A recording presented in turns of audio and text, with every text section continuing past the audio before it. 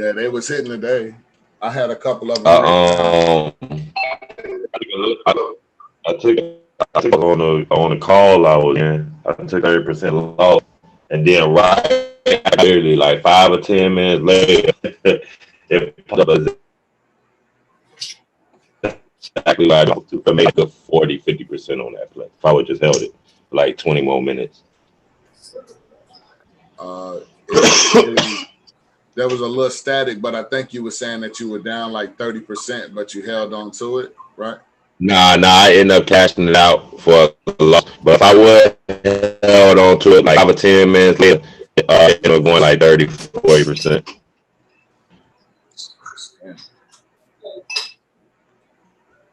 I'm in on my phone though. Yeah. Come in through your phone. Yeah. I'm gonna log in from. Okay, no problem.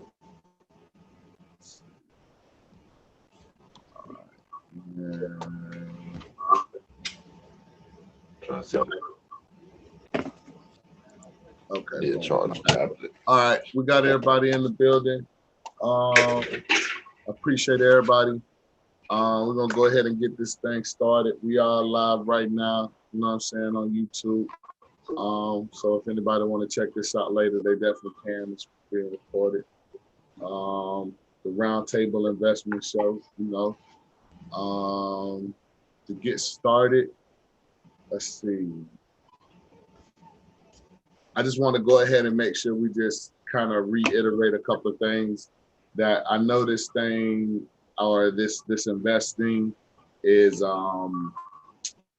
it's like it's numbers or it could be emotional, but it's really psychological. Like my brother was saying, at one part throughout the day he was down, but because he paid attention to the patterns, seeing what it was doing, even though it was showing something else, he held patient and he was able to be successful.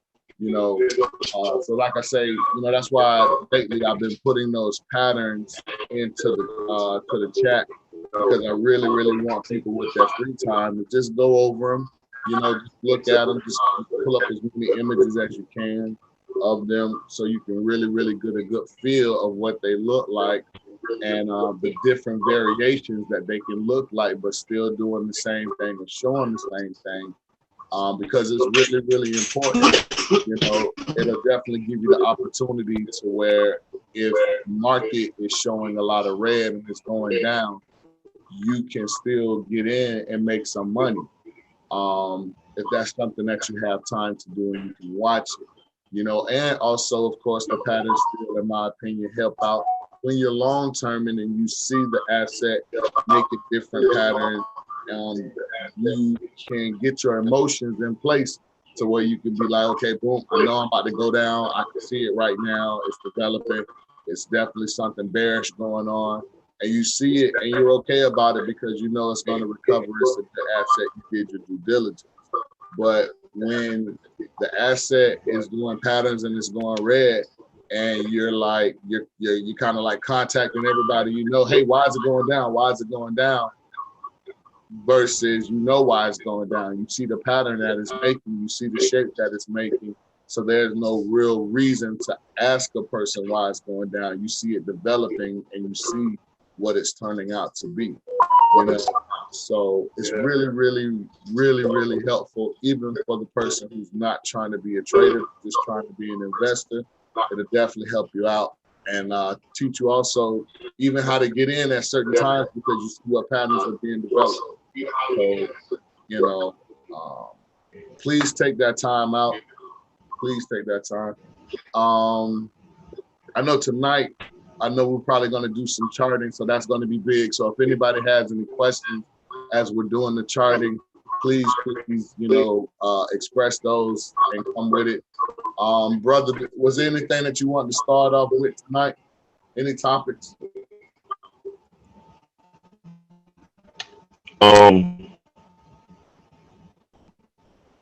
I found. Let me see what's the name of the app. But any of y'all may be but I'm trying to sign in from my tablet at the same time. So many of y'all that may be interested in collectibles like sports cards, memorabilia, any type of collectibles. I found a app that is actually similar to like the stock market. For example, what's the example I use? It's like, for example, I say a Michael Jordan rookie card.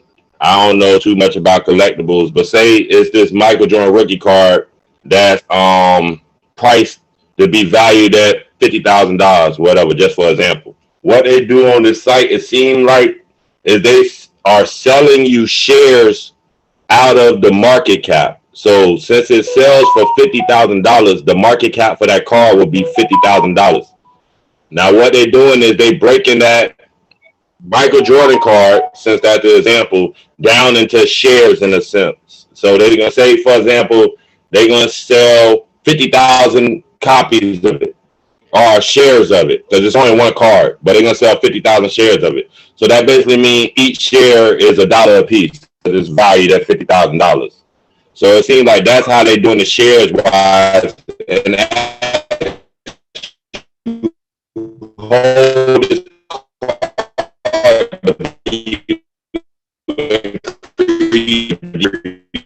you get money just like you can. Brother, we missed all of that.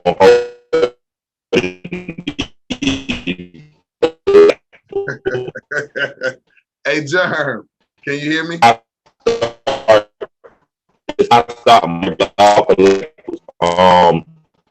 The name of the site is, I wish I had to do it for Brother, can you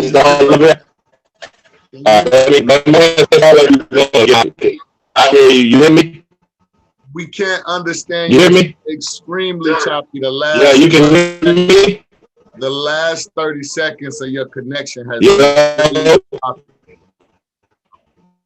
I don't think you can. Yeah, I hear you. It's really choppy, brother. You hear me? I can't. Yo. It's really choppy. Yeah. I hear you, bro. Are you? It's really choppy. Yeah. You hear me? It's still choppy. I don't know. Maybe the way that you came in. Yo. Maybe come in through a different device.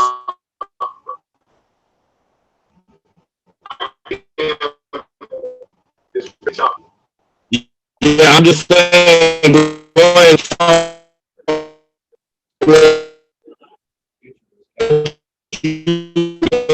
I'm going to connection straight. I'm gonna tell you. I don't know what's going on with your connection, but it doesn't sound really. It doesn't sound good. We can't understand. Yeah.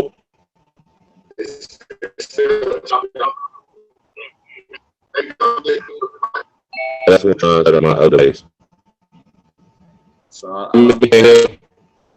let me see. Yo. Maybe some form of a lag or something going on. I don't know. Did you come in through your phone?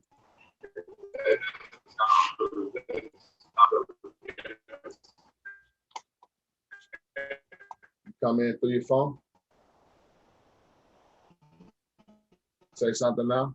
It looks like you got a different. Are you in? Okay. Well, while brother gets that together, let's see. I definitely like what he was talking about. That's why I really wanted him to get the connection together so we could really get some more information on that. Damn.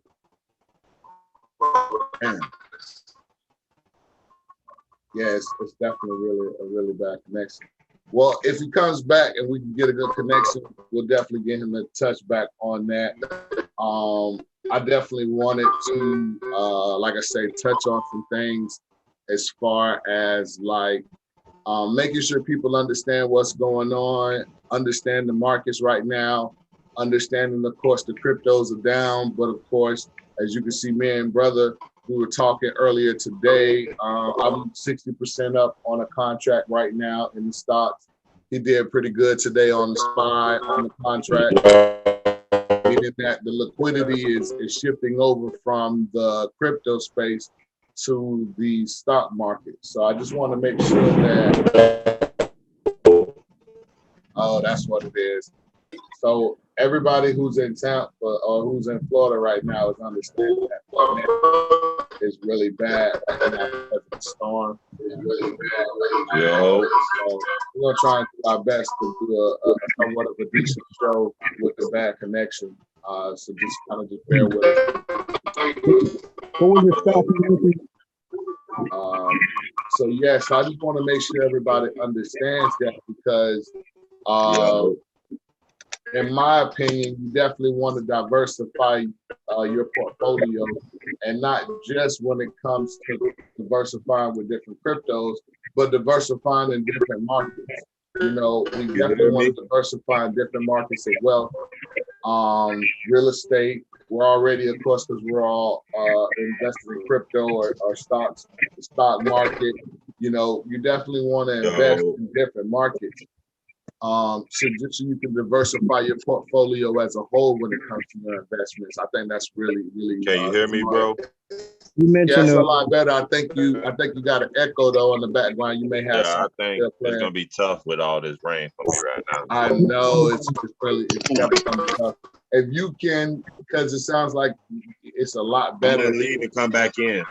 Okay, and then come back because I want you to touch on what you were talking about. It sounded really good. It was just connection was bad. All right, but yes, sir. So like I said, definitely, you know, this is definitely an example of, you know, when one market is down, but another market is showing to be up. And if you yourself, you are an investor, and the process is similar when it comes to whatever market you're getting in, the first thing we need to be doing is doing our research. You know, our due diligence to find out, okay, what's going on? How do I invest? Of course, what are the things that I need to look for that are considered a good investment in this different market or this new market that I'm investing in? So like I said, it's really, really key that you know, you diversify, so you're making sure at a time when your one investment could be coming down, you found another investment that could be going and you took advantage of it. So I just wanted to make sure I shared that with the family, that we encourage all smart, you know, profitable investments. So and moral. I want to throw that in there. But you mentioned a certain contract that was up 50%. Say that one more time, brother. You said something about a contract on a stock. Someone was up 60%. Oh yeah, it was the company that's called. Let me see what's the name. Oh, it's the ticker for it is D as in David, N as in Nancy, N as in Nancy. It looks like Denson Mines. It's a mining company. I was looking at them. These guys. I was looking at them the last 2 days. What's the day? Today is Wednesday. I was looking at them since Monday. And what I was looking to see is basically, is this a good opportunity? Because the other thing I liked about them is that their option contracts were very inexpensive. Yeah, I see. So, you know, 8 cents, which means that that's an $8 contract. 48 cents means that that's a $48 contract. So it was really, really for a good price.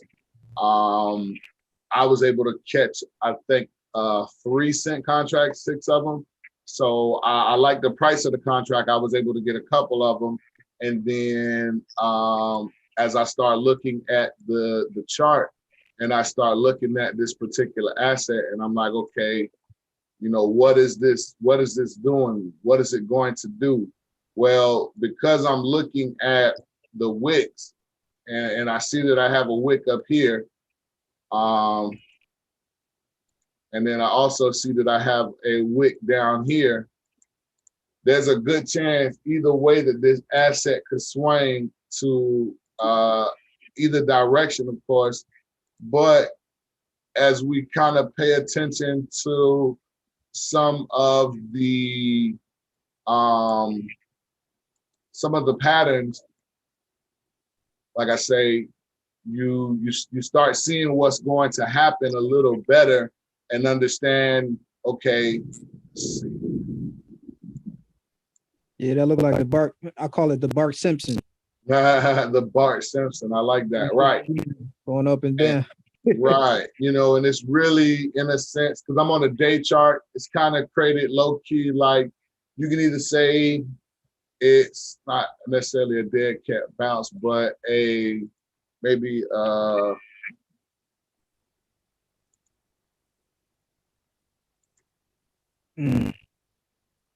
maybe a cup and handle as far as just the droppage from one side right here, really dropped, came up, then dropped again. So I was like, okay, so it's literally low key kind of working its way back up. Yeah. Here. So what I did was I got in the contract earlier today, and I got in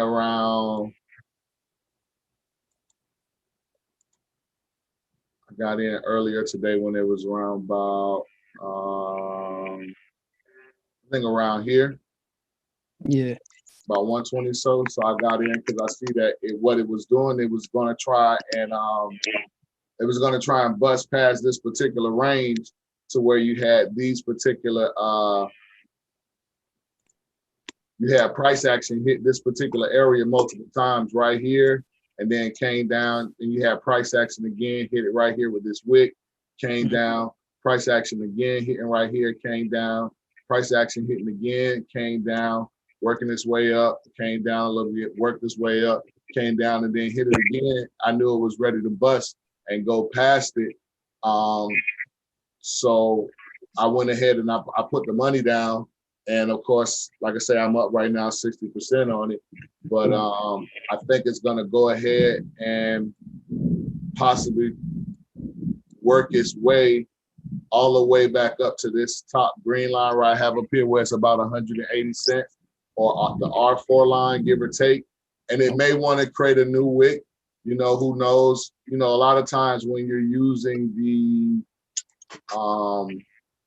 what I did was I took this line, I took my line and I put it from the top part all the way down to the bottom, because sometimes there's a good chance that your pole going on one side of your bull, or on your bull could also be the same length or very close to the length on the top side popping up.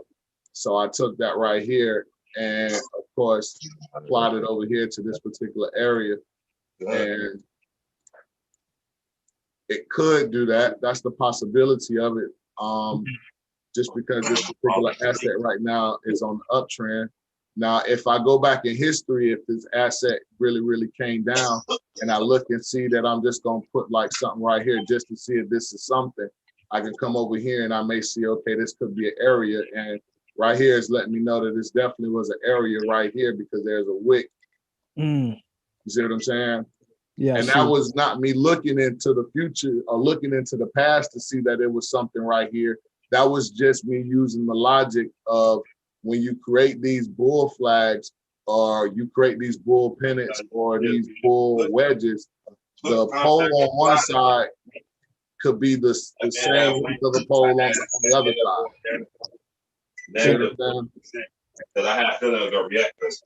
So, and then what you can do is go back into the past to see if the area where I put that horizontal line at, to see if that is something, you know. And see if I can mute brother real quick. It had went all the way up to me losing almost $300. Okay. When you ready, bro, come back. I got you on mute right now. Okay, so and just come back into the past and just check and see, do you have some wicks or some candle bodies that's ending on the area that you just created with that line? And as we go in depth and we start scrolling into it, we see that we have a candle body that stopped right here, very, very close onto the line. And we had one over here almost when it was going down, it went past it just a little bit. So this area right here is definitely something. And just in this area right here in the past, it showed that it was something. So if we come over a little bit more, we also see that we have a wick right here that was also went past this area just a little bit. So we're definitely hitting on to something, or could be hitting on to something.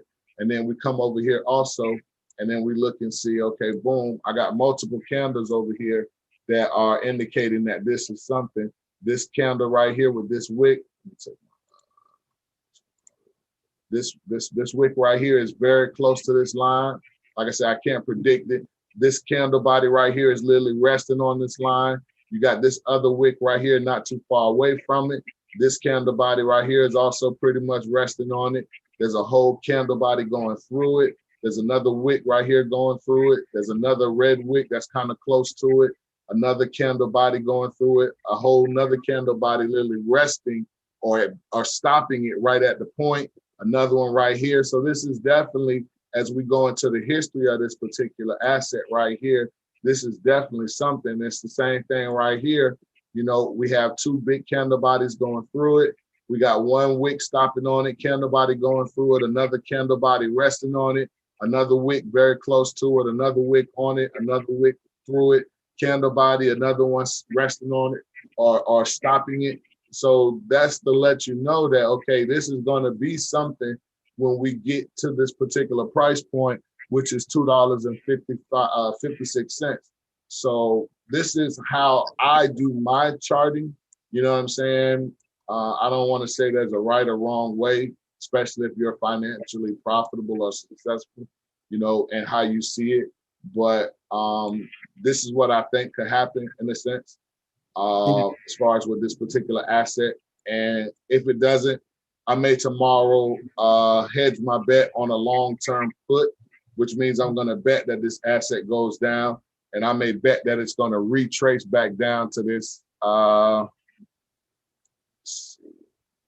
It may want to come down after it's done ran all the way up here and created all of this. It may come all the way back down either here, or it may just come back down to here, give or take right here on this wick.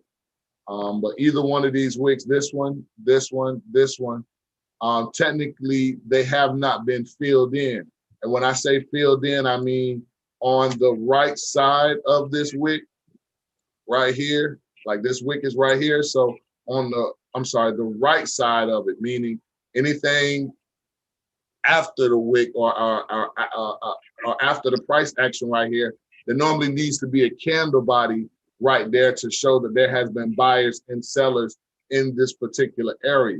Right here, you just have this wick and there's no body that filled in right here. So at some point in time, it could come back down to just correct itself to make sure that it has buyers and sellers in this particular area. Does that make sense? Yeah. I think I noticed that with today with the stock UXIN. It was like Right. and I noticed it's a pattern, you know, Monday and Friday is where the price strikes high. And I think I missed the opportunity to sell Monday, and now it's on. Oh yeah. It's I like see what you're saying right here. This red, right? Yeah. Yeah, all this red. Yeah. Well, let's see. Yeah, especially, well, it's really coming out of almost like, you know, a long distance, because the day chart, you know, cup and handle in a sense, in my opinion, maybe I'm reading it wrong as far as all of this right here. Yeah. And I checked out the pattern of last month, you know, it's Monday is high, and then of course, then again, Friday is high. And then, so like of last month. So I'm not really worried. I feel like it could like strike high again for Friday, because I see the patterns. It's the most highest on Monday and Friday. So. Right. No, definitely. And it's still going to try, as long as it's a good company with good products, it is going to try to hit, you know, these particular spots. It is going to try and hit. That's, you know, so in a sense, because it since, what is this? All the way down here was like February 2006 So, that's, you're talking about 15 years ago, Yeah. this asset has been trying to work its way all the way back to this particular price point. And now it did. So that's something big for it, but it is going to try and work its way, but it has to, in a sense, it has to retrace or consolidate or correct itself just because of the angle of the price action going up. And of course, like we say about those wicks, you got this bottom wick right here. So this bottom wick had to be filled in with, of course, the color red because it's at the bottom. Even though it's a green wick, and green means going up, but when we're talking about wicks and the position of them on the top end and the bottom end, when you have those wicks have to be filled with those candle bottoms. They have to be filled in. So this is what's going on.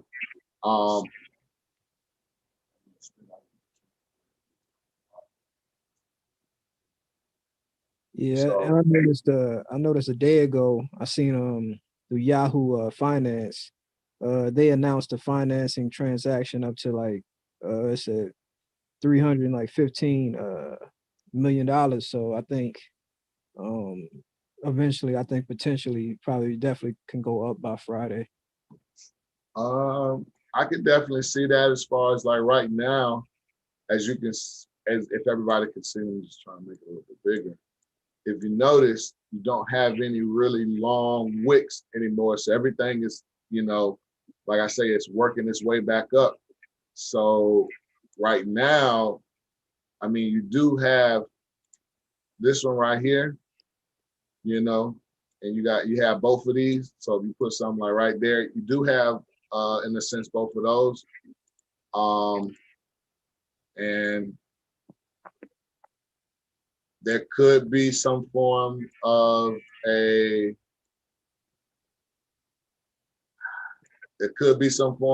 a nice little head and shoulders that could be developing right here. This could be a shoulder, who knows, and come down and then work its way back up again.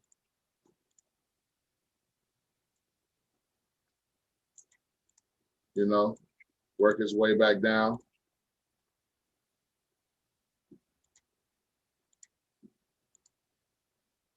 Work its way back up. Try and be in the same area, that price action right there.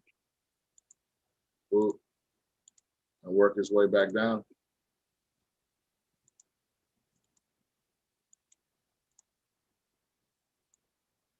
And not in a sense to lose everything, but just to kind of correct itself because it's just kind of shot up right here, shot up right here, shot up right here. See this angle of the price action from here to here is a different angle than price action from here to here. See what I'm saying? Gotcha. Those angles are different. When you have this particular angle, you give the buyers and the sellers enough time to work the price up in this particular area all the way up to a certain point, or even down. When you just start going up real quick, you got to come back down. Even right here, shot straight up. Exactly. What did it do? Came right back down into about down there 60 to 80% of it. It just has to do that, at some point in time. So when it doesn't do it right here, but it did it right here, there's a possibility later on when it starts to correct itself, it can come all the way back down and it can take that, if that makes sense. Yeah, got you. So, appreciate it. In my opinion, yes, sir. Yes, sir. Any questions, any comments, anything to add?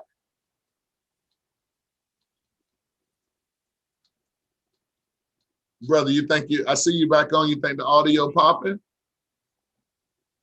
Okay, I think you're gonna walk. Okay, boom. So, all right. So, any questions on this particular asset? Anybody has any other assets that they've been looking at that they want to go over, talk about?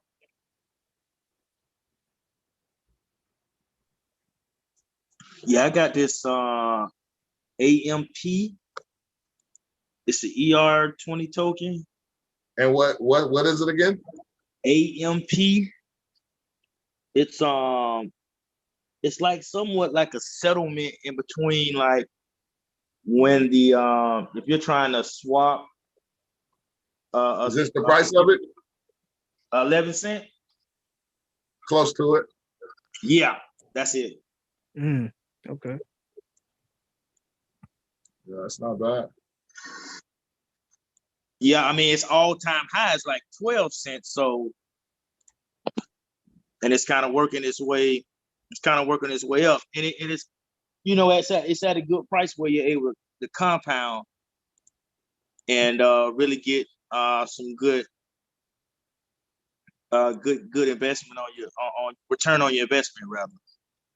No, definitely. I mean, the price is definitely amazing. Definitely can't be nothing like that. Definitely can't be that. And what is this? What does this do again? From my understanding, I just start watching it here for the last week or so. It's a proof of work token, some like a settlement token where it settles something if it hasn't how was it explained? Like if you're trying to exchange a coin and it's taking too long for that process to go through, AMP kind of steps in and settles it and then once it settles it, and then once that transaction occurs, then I guess it puts up collateral. I'm not 100% sure. Like I said, I just started watching it, and I bought some. I went ahead and bought some, just because it is most definitely affordable. Okay. No, I mean, hey, listen. Definitely the affordability is everything. That's right. number one. And another thing for me was it's like in utility, it has a utility case, so that was a big thing for me, to put down on it. No, definitely. I'm gonna read this. I'm gonna read the little Okay. paragraph and see what's going on. But I've seen the word collateral in here a couple of times, so you're definitely on to something. Let's see. AMP is described as the new digital collateral token offering instant variable assurance for any kind of value transfer. Using AMP networks like Flexa can quickly and irreversibly secure transactions for a wide variety of asset-related use cases. How does AMP work? AMP claims to offer a straightforward but versatile interface for verifiable collateralization through a system of collateral partitions. Partitions. Partitions. I think. Partitions and collateral managers, where collateral partitions can be designated to collateralize any account, application, or even transaction, and carry balances which are directly verifiable on the Ethereum blockchain. Collateral managers are smart contracts that can lock, release, and redirect collateral in these partitions as needed in order to support value transfer activities. AMP supports a wide variety of use cases for collateralization and also introduces the concept of predefined partitions strategies, which can enable special capabilities such as collateral models through which tokens can be staked without even leaving their original address. Damn. Right, I know, right? That's a lot. Right. But no, sometimes yesterday, I guess when it's an investment, when it's a lot, that could be like a good thing, I guess. A lot of different things that it's doing. So, right. I guess I want to look at it like that. But I definitely can understand at least how you were trying to break it down, as far as it sounds like it's collateral for transactions, you know what I'm saying? Which that sounds like a really good use case, you know what I'm saying, in a sense. And it's on the Ethereum network, so it's definitely, I guess, there to help make Ethereum move a little bit faster. Yeah. That kind of highlighted it for me. Okay. Yeah, I like that. That's definitely not bad. Let me see. Let me go back and see what it's It's ranked number, oh, okay, so it's ranked number 28. That's definitely not a bad ranking. And they're on 38,000 watch lists, a little bit over, of course. So yeah, that's definitely not bad. And you say on number 38, I mean, it's ranked number 28. So it's definitely in the mix. Yep. Definitely in the mix. Okay. And affordable. That was the key. And affordable. The key word is affordable. Affordability is key. That's so key. It also got listed on Coinbase a few days ago. Oh, it got listed on Coinbase today? A few days ago. I bought it. Okay. Yeah, I That checked could have been. Yeah, that definitely could have been. Yep. Y'all forgetting I got a little puppy in the back. Brother, were you able to get your were you able to come back on? I see you. I don't know, can we hear you? I see you. I hear you also on the background, cousin Deb. What's going on? Oh, what's popping, everybody? Good evening. Good evening. Good evening. I was just going over a couple of things. Brother just brought this up right here. This, Yes, sir. I'm downloading the app so I can show it. I'm gonna just show it. So I can go through it at the same time. Okay, perfect. Yeah, so I like this right here, but it definitely did, you know, what it was supposed to do in a sense. Yeah, App was definitely one of the learn and earns on Coinbase. Right. So I did it and got about 25 of them. So it's definitely a good way to do it. Free-ish. That's real. Okay, so yeah, this thing went nice and crazy. So of course, you know, it's gonna have to. It's gonna, yeah, you already know it. Listen, as I go back, you see these wicks where they were green, you know what I'm saying, on the 4 hour right here and then right here. But as we start going down, the things start shifting colors. You know what I'm saying? They start turning red. So it's letting you know what's going down. And that's why, you know, you got to zoom in and zoom out. You got to do both, you know? So it's definitely been doing really, really good. Let me go back to the day just real quick. So that's definitely a good chance. Maybe after all said and done, they may want to come back down to here and create a new floor right there, in my opinion. So, yeah, I can see the asset coming back down.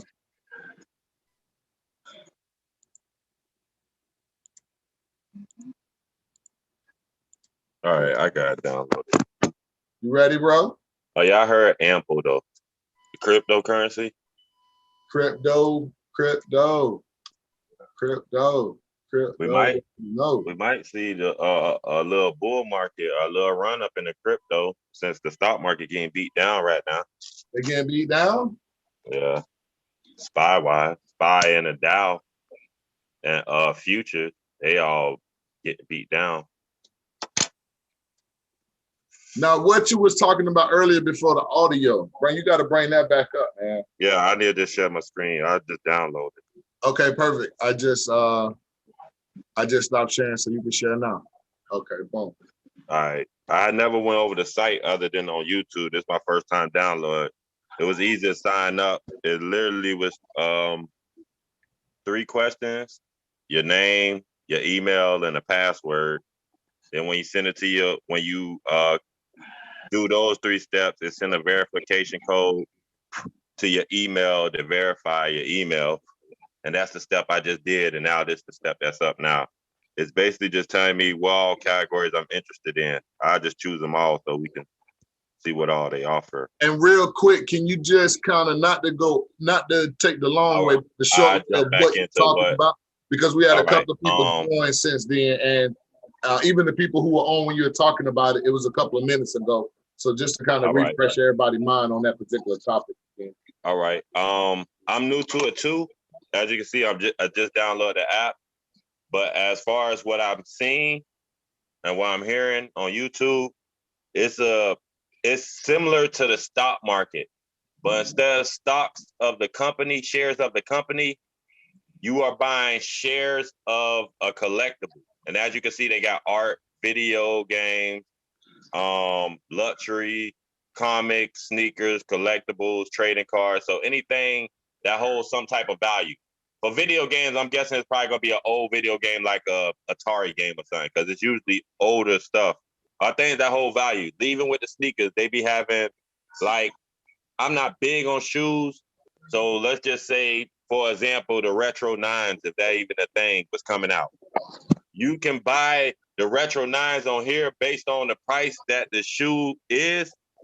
Like, they break it down. Like, I'm gonna compare it to like a stock. Say you was buying Walmart like $120. For every $120, you know you're gonna get a share of Walmart. So with this, it looked like they're using whatever the market cap is, and the market cap is based off what the item sells for in real life. So let's just say the new J's sell for $200 or whatever. You will be able to buy a share, quote unquote, a share of them Jordans for, since they sell for $200, let's just say the market cap will be what they sell for. So $200 is what they sell for. So the market cap will be $200. Now let's just say they saying 200 shares of that. So they basically saying each share will be worth $1 because it's 200 shares, and one of them is worth $200. They just broke that one up into 200 pieces to still get that $200 value that's worth. Now, when you buy these shares or these parts of this collectible, for example, say I bought 10 shares of this Retro 9 Jordan for $10. I got 10 parts of this one collectible. As that go up in value, my shares go up in value also. So it's a way to get in the collectible game or the sneaker game or comic game or trading card game without actually physically owning the card or the collectible itself, and So you still own being it. Oh, able okay. I see to what you're saying. You gain own shares monetary of it. value off of it. Okay, I see what you're saying. You're owning a piece of it, similar like how you own a piece of the stock or a company with the shares and not physically actually own it or have a piece of it. Okay, so if you feel like it's a really good collectible that over time this collectible is just going to continue to go up in value, you can invest into it, and then of course in time, at some point in time, of course, you want to cash out or whatever, or you know. Sir. See, here's some examples right here. All right, yeah, video game. Oh yeah, video games is exactly what I thought. It'd be old games. All right. Like they get these rated and everything. All right, for example, this is selling at $10.45. This is the yellow, was this Super Mario Land. It's rated at an A+. It's sealed shut, never been open. You can learn and they'll break down everything for you. That's basically what you're getting.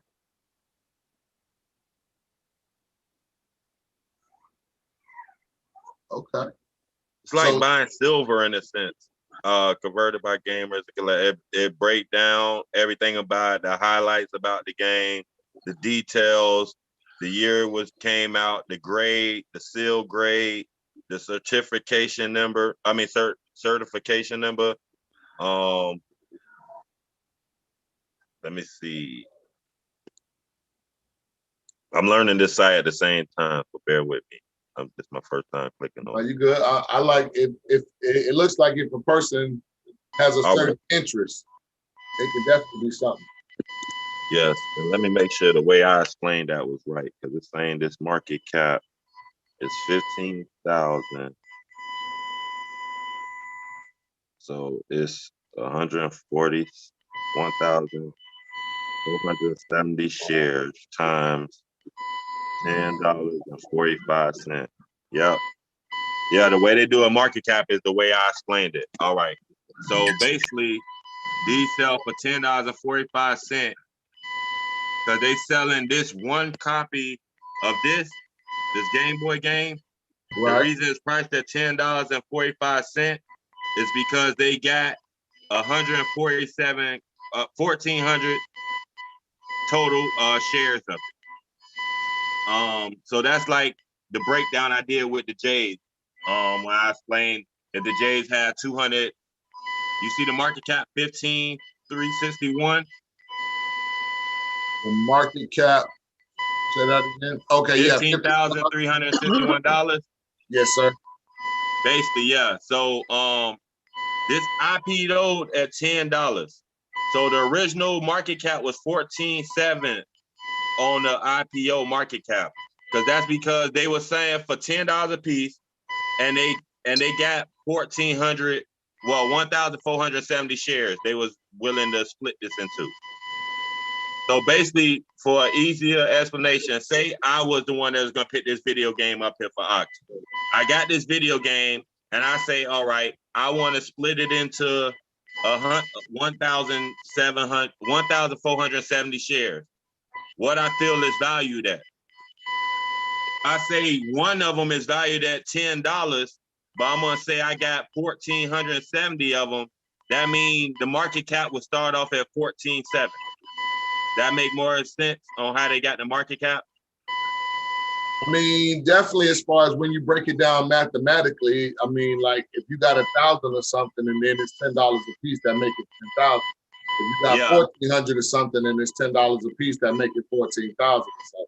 So yeah, mathematically, I see what's going on. Now, basically, that's what IP though. Now, after that, when an IPO at $10, everything else virtually basically work like the stock market. The price is going to change based off buying pressure and selling pressure of everybody who feel this particular investment, this Game Boy Mario Land video game is worth $10. So whoever felt it was worth $10 when the IPO, of course, got in, and that's what made the price start fluctuating to higher prices.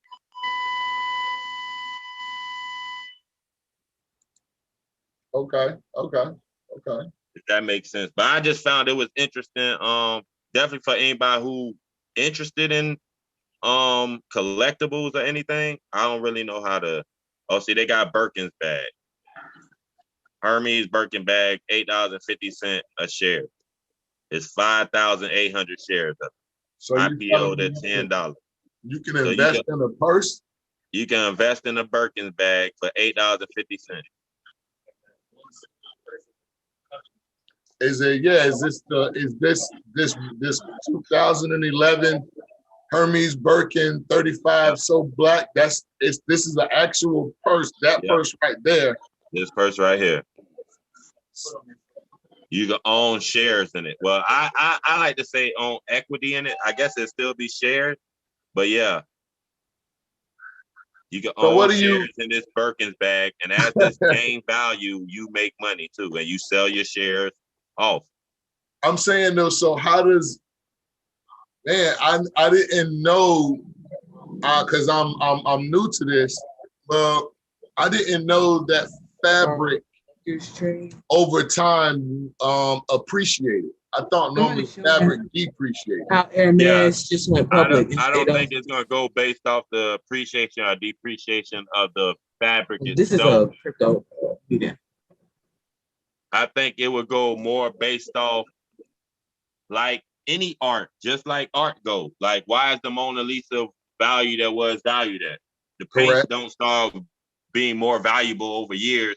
It's just what the investor, the eye of the investor see. You know what I mean? If they feel like this Hermes bag is worth $8.50, and enough people do see it's worth $8.50, the value will increase.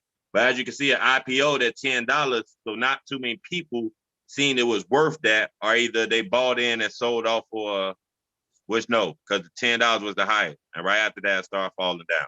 Right. So it reacts like the stock market based off buy and sell pressure. It won't be one of those situations where you can chart your investment, if that makes sense. Like that was my next question. Yeah, you definitely won't be. It don't look like this is a situation where you chart it. It look like a situation where you just believe in the collectible that you get and that's going to be valued more sooner. I mean, later on down the line. That's what it look more like. You know what I mean? Just like an NFT, you can't really chart your NFT or you can't chart your Mona Lisa painting, but you know it could possibly be worth more down the line. Okay. All right. And I think the way, like in the real world, the way it be worth more, it could be worth more simple in a simple situation like this. Like if you got painting somebody like, and you saying for $10,000, and you try and sell it to a person right next to me for $10,000, the value can jump by me just saying, "Oh, I paid $12,000 for it." You know what I mean? Your value just increased because I see more value in it. But with this, it looked like the value is strictly based off market cap. So the buy and sell pressure that's going to play upon the market cap. Okay, all right. And you definitely made a great point that value is just it's perspective. Perspective, definitely in the collectible. It's definitely some subjective. Like if somebody likes it and they're willing to pay for it, you know what I'm saying? They may up the ante, you know what I'm saying, raise the price. So now you're definitely right about that. Did anybody have like any questions on that? Any comments? If anybody want to check it out, it is called the Otis app, OTIS. I found out about it during the weekend. Are those shoes? Go yeah, back. they shoes. They got shoes. They got cards, video games. You basically just buying collectibles on here. So is it an actual shoe? No, you don't own the actual shoe. You own a part of the equity in a sense. Like, for this example right here on this shoe, when it IPO'd, it was worth $1. So when it came out valued at $1. And they split this one shoe into 5,500 pieces. So everybody owned a piece of this shoe. That's just the example I'm using. Everybody owned a piece of this shoe. Now, as this shoe go up in value, it's gonna go up in value based off all the investors that's jumping in. I don't think the actual shoe in the real world got anything to do with the value jumping up, because I'm sure this Dior Air Jordan is worth way more than $2 right now. So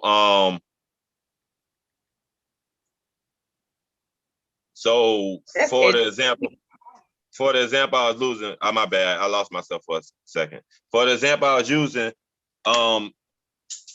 all the investors, as you can see, it's only 834 investors. So that play a big role in it too. Because it's 5,500 total shares. Now it's nothing saying that out of 834 investors, all 5,500 shares are acquired. So just say each one bought one share when it first came out. They bought it for $1 a piece. Since they all bought it, and since the value increased to $2, they basically doubled their investment. But this is different from the market because, as you can see, it's going to be a cap out of some kind. Since it's a low amount of shares, like the most shares they got of this is 5,500. If the first person came in and jumped in and bought all the shares, they in a situation where I can't explain because I'm learning this myself. So I'm going to just try to explain it the best I can. I would think there's no more shares to buy, so he owned the whole Dior.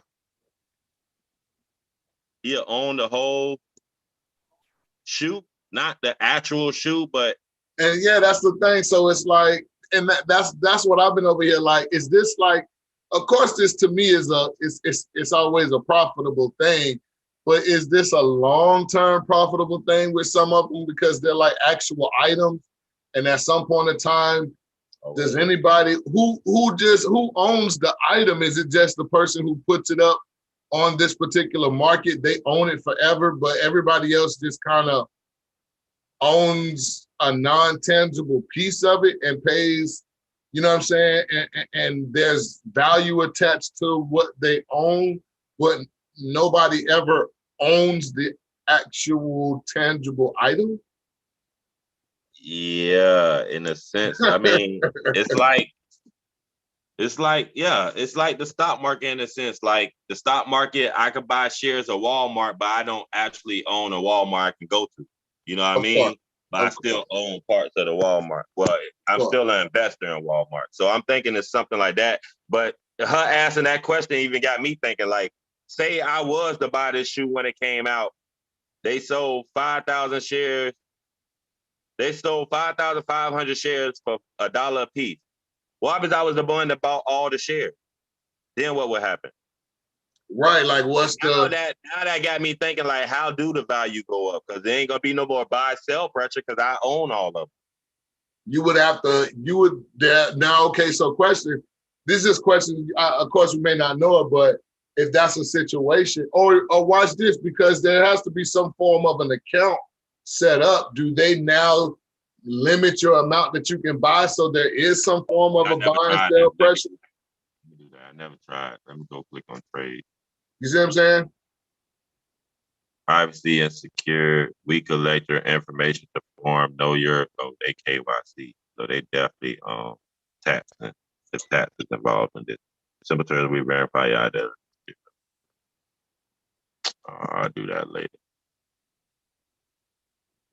They're gonna ask for my ID and stuff. Yeah, I'll do that later. I had to find out more.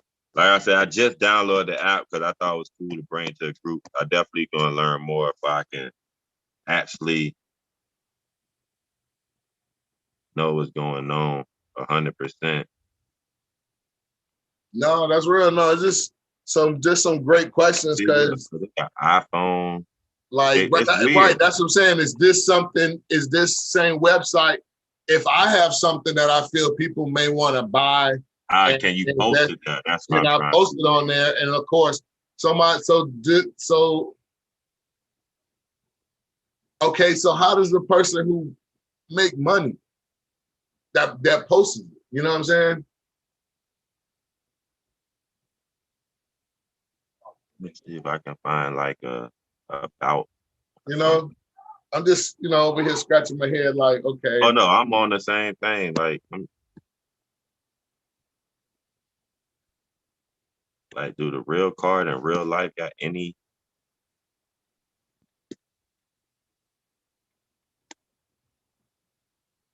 About No, that's definitely good. I like that though. Let's see what it say.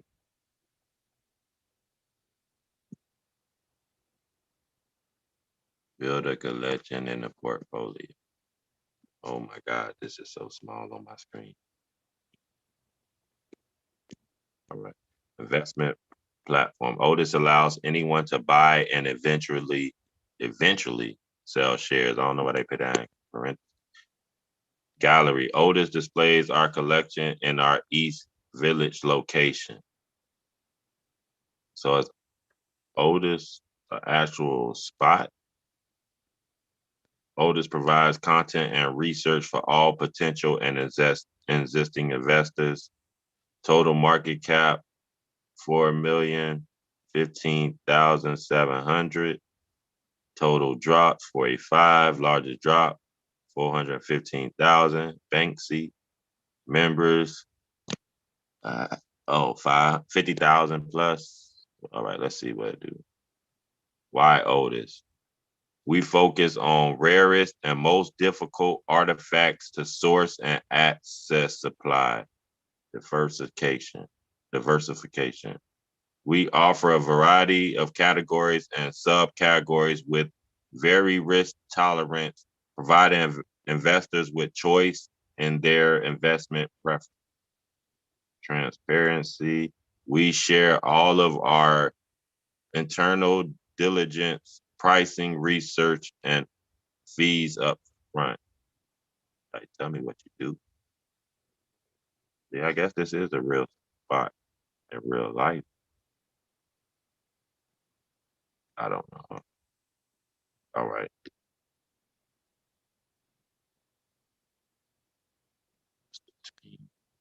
So it's an actual place also that houses all the material, all the things that are being collectible or are being collected and being sold for shares or whatnot. At least that's what it looks looks like. Are they calling them shares or are they calling them tokens? They call them let's see what words they use. I know they ain't use tokens. I think they use the word shares. Yeah, shares. Buy-ins eventually sell shares. All right, here it go. Let's see our vision. Oh no, I already read that. Our vision is to create a new asset class around culture. Eventually, we want to build the NASDAQ for these cultural artifacts, allowing anyone to buy and sell shares of art and collectibles. Our goal is to build a collection that would rival any top museum like the MoMA, I hope I said that right, while allowing millions of people to view them in our own physical galleries around the world. Also, they do got a physical gallery, and you just buying parts. So they, but how do they figure out what they want to price it at? Right. No, it's definitely a little something going on with that. You know, definitely if that's something also All right, I as think far this as that a person's interested in, you know what I'm saying? our investment criteria. We invest in assets that are in alignment with the value of our generation. Quantitative factors. We analyze short and long-term historical price appreciation, frequency of sales, and liquidity to better understand historical performance and potential returns.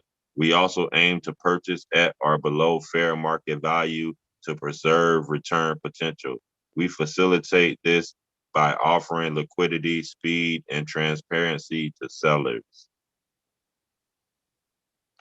That told me like nothing. Hold on.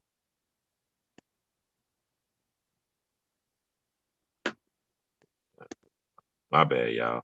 I'm up here trying to learn at the same time. We have drops every Tuesday at 12 p.m. After you verify your account, you can purchase shares in the oldest drop as easily as you purchase a stock.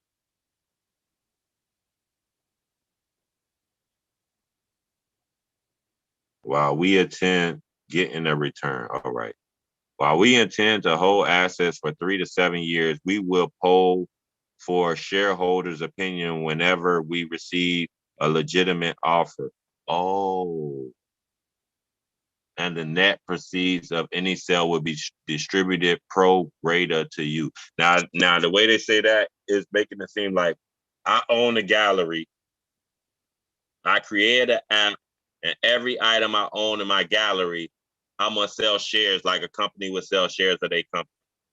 So each collectible look at like a company that's hanging on a wall or either in their display case. And they selling it, it seems like they selling it based off what they value at. The way they saying this is like, while we attend to hold assets for 3 to 7 years, we will poll for shareholders' opinion whenever we receive a legitimate offer. Meaning whenever they receive somebody who want to buy it from them personally. Oh, okay. So and that, because I'm over here still trying to understand, like, how is this? I mean, I guess the cost of living kind of just makes everything go up, but I'm really trying to figure out how does this really go up in price and how is everybody winning in this particular situation. It's definitely something to it. You know what I'm saying? Like I said, if a person wants to get involved in that part of it, as far as if they feel like they have something of value and they want to contact that particular place because it seems like you can do that or whatnot, or you can only buy shares or buy, you know, pieces of whatever the collectibles that they already have part of their gallery, you know. So no, I think that's good information. Yeah. Anybody had any questions or concerns on that or anything to add? It's called I could understand. I'm sitting here like processing. I'm also looking up, but what I think is like, as you know, like if you have a rookie card and it will not naturally, but it increases in value as the card gets older or more demand. So I think as you might buy, it might be worth $200 today, but then maybe like in 5 years, it's going to be it'll be double. So then if you put $10 in, then you would double whatever money that you put in it. There's a market for anything really collectible. They have the Beckett for now, so there's all there, and they go up and down in value based on demand. Yeah, and the collectible game getting more and more known. Definitely when NFTs popped out, collectibles started getting bigger. So I think this just, like he said, he trying to create a NASDAQ for museums.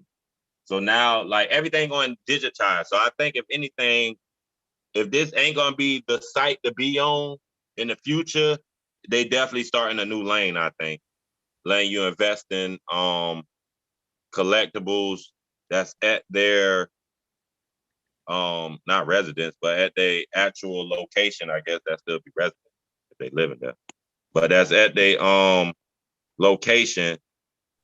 And they doing like a company would. That's like Walmart saying shares of Walmart, but they Walmart is a Michael Jordan card instead. Right. And you have to have this gallery, and it has to be visible, because if not, right now we're just looking at pictures. We're just looking at pictures. That'd be definitely what NFT is. And it just like be we're just looking at a website. Pictures, technically. That's how my mind works. I'd be like, okay, I see it, but how do I even know that the shoe is there? You know what I'm saying? Like, how I even know that the person's there? You know what I'm saying? And it seems like on these drops, I guess drops will be like the same thing as an airdrop for cryptocurrency. But on this drop, I guess you purchasing it. But what I just read right before we clicked out all the information, I think dropped you into a three-month contract. So you got to hold it for 2 to 3 months minimum. Oh, that's why. So whoever do get involved in these. Remember, you was reading it earlier, and in parentheses, it had being able to sell. That's why they eventually, had that. Yeah. Right, eventually, because there's a waiting period. Oh, last game ticket. Kobe Bryant, last game ticket. See, I want to know how you get. Oh, so I'm thinking this is stuff they really got at their spot, the village something. I can't remember the village museum or something they called it. I guess this because they getting graded and everything, as you can see. They getting PSA graded and all that. So they sending it off to get graded from somebody. At least they representing, they showing that it's getting graded. You know what I mean? So I think it's interesting though. Definitely something to look into. I definitely read the regulatory disclosure and the FAQs first before I just jump in for anybody who interested. Right. Nah, like I say, I think it's just another piece to when it comes to the whole crypto / NFT, you know what I'm saying, ecosystem. And even if you're not, in a sense, interested, just knowing that it's out there and it has capability, you may later on be interested, or it just adds information to your knowledge of what's going on in this space. And you just know a little bit more now if you didn't know anything about it now. That's how I just look at it. You know, I didn't know anything about it, but shit, I just learned a little bit just now. I definitely also, like that. Go ahead. Different topic, but still, for anybody don't know, Shiba Inu will be starting to trade on Coinbase Pro tomorrow.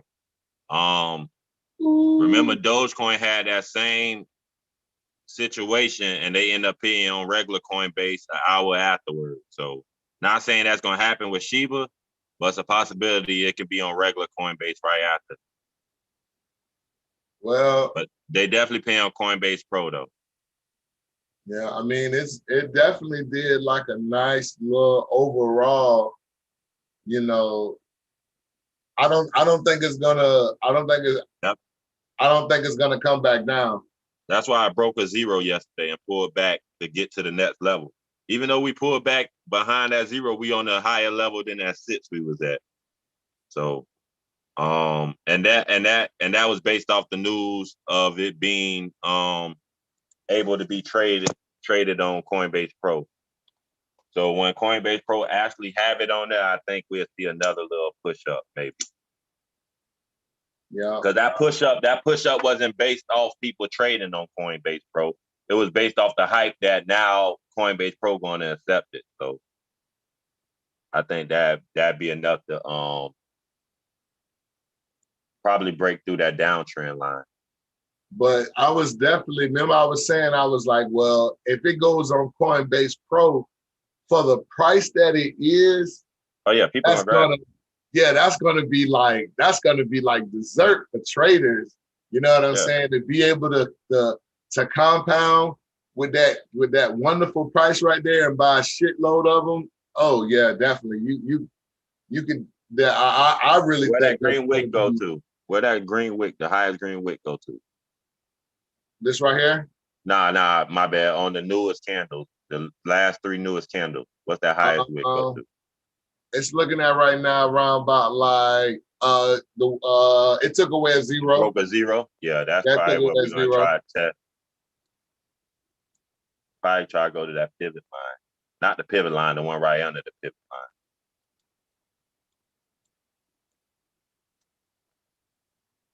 But yeah. Yeah. So she could potentially see some good movement tomorrow, over the night. Potentially. Yeah, I definitely, well, when it comes to the wicks, I really feel like, pretty much everything has been filled in other than this one.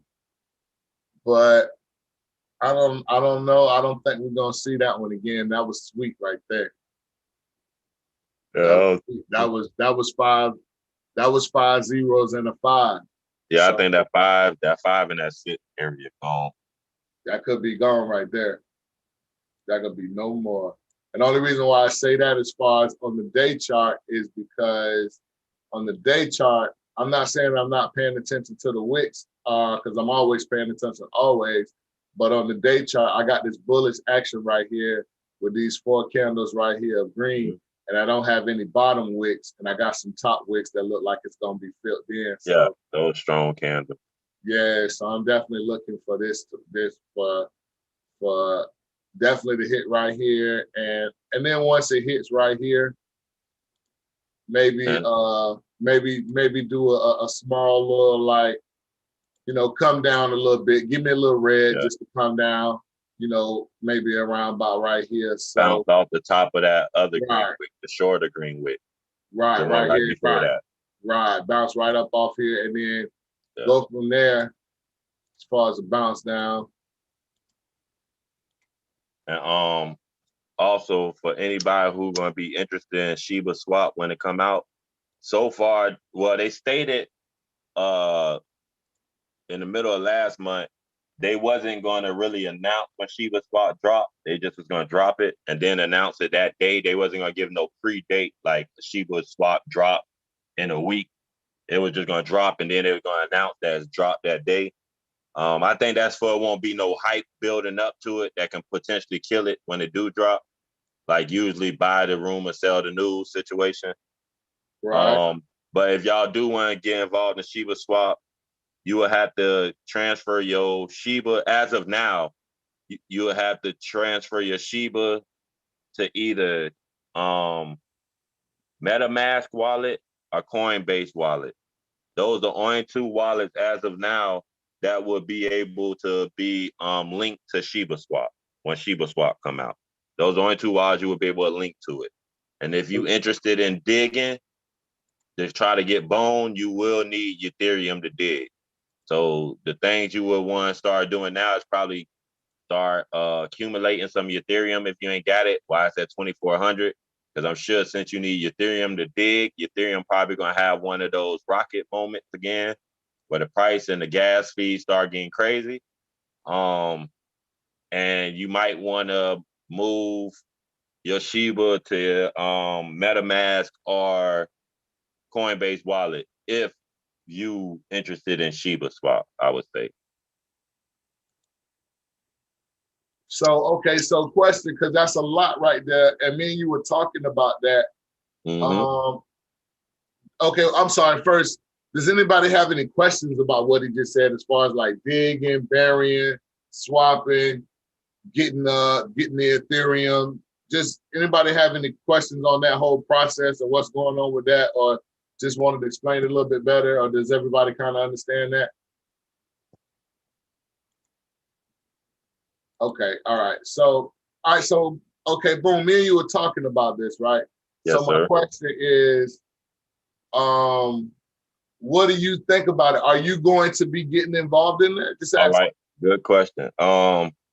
And I use this as an example. I love video games. I play video games, but not every day no more. But I was playing video games every day. And even when PS5 came out, I didn't buy it. When PS4 first came out, I ain't buy it. When PS3 first came out, I ain't buy it. Basically meaning, to me, I learned when a new system of any kind first come out, there's usually bugs involved. And with this being cryptocurrency, I personally don't want to take that type of risk with cryptocurrency because there's nobody I can call to be like, hey, my crypto is disappearing. How do I get it back?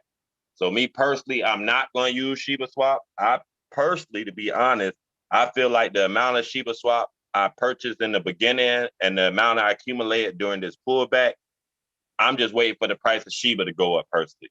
I do want some bone. I might risk some of my Shiba from a platform from crypto.com. Well, I'll tell you my real plan. I plan on using some of my Shiba from crypto.com because, of course, my position on crypto.com is nowhere near the position we got in originally on Trust Wallet. I'm not touching my Trust Wallet one. I'm gonna let them just ride out. Even if Shiba Swap allow Trust Wallet to connect to Shiba Swap, I would not be using Shiba Swap for the first month or two. I want some type of results or something I can go back in history and look at it. So that's just me personally. But of course, I could be missing out on Bone coins. Well, I'm going to be missing out on Bone tokens.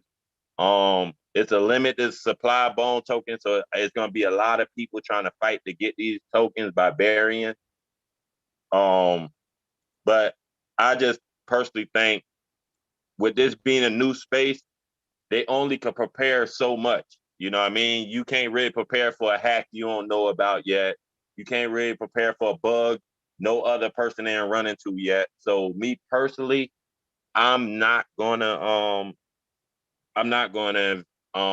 transfer any of my coins from the Trust Wallet to Shiba Swap. I'm gonna risk some of them from my crypto.com wallet just so I can learn how to maneuver in that space.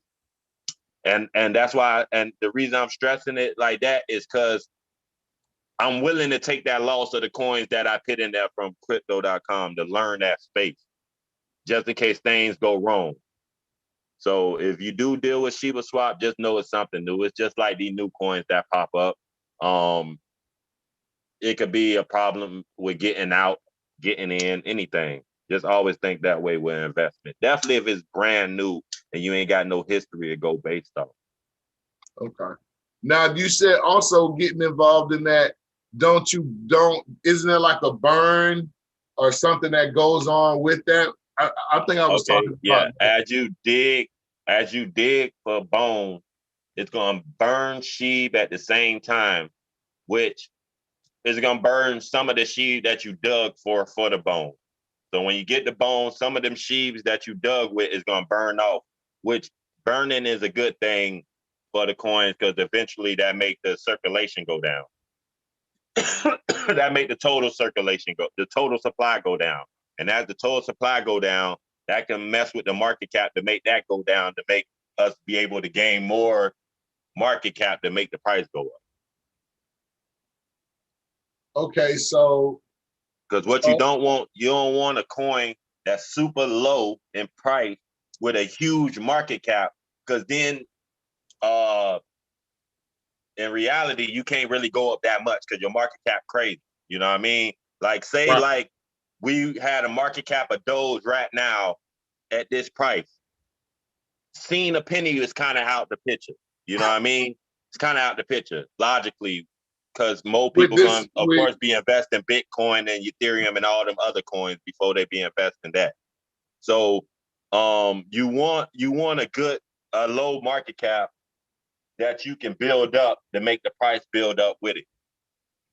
Because the market cap, for anybody that don't know, is basically the amount of circulation, the amount of coins or whatever the investment is circulating, multiplied by whatever price is currently at in the stock market. And that's how you get the market cap. So, okay, so basically to dig or to bury, I got to spend a couple of my coins to do so. Some bone. Yeah. And there's going to be a burn effect going to where if I get it, if everybody that's participating in that is going to help bring down the number of coins in market cap, circulation. yes. The market cap. I mean, the market cap. Yeah, circulation. Yeah. Right, Yes, sir. because the market cap will stay the same unless the people are selling. But as far as the circulation cap, that's going to be coming down, right? Yeah, Which is a good thing.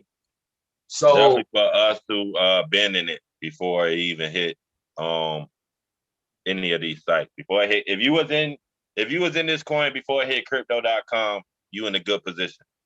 Yeah. And coins burning is just going to help your position as time go on. Not saying it could be a quick thing, not saying we're going to see a cent in a week, 2 weeks, a year, 2 years. It can happen anytime. That's the good thing about this space.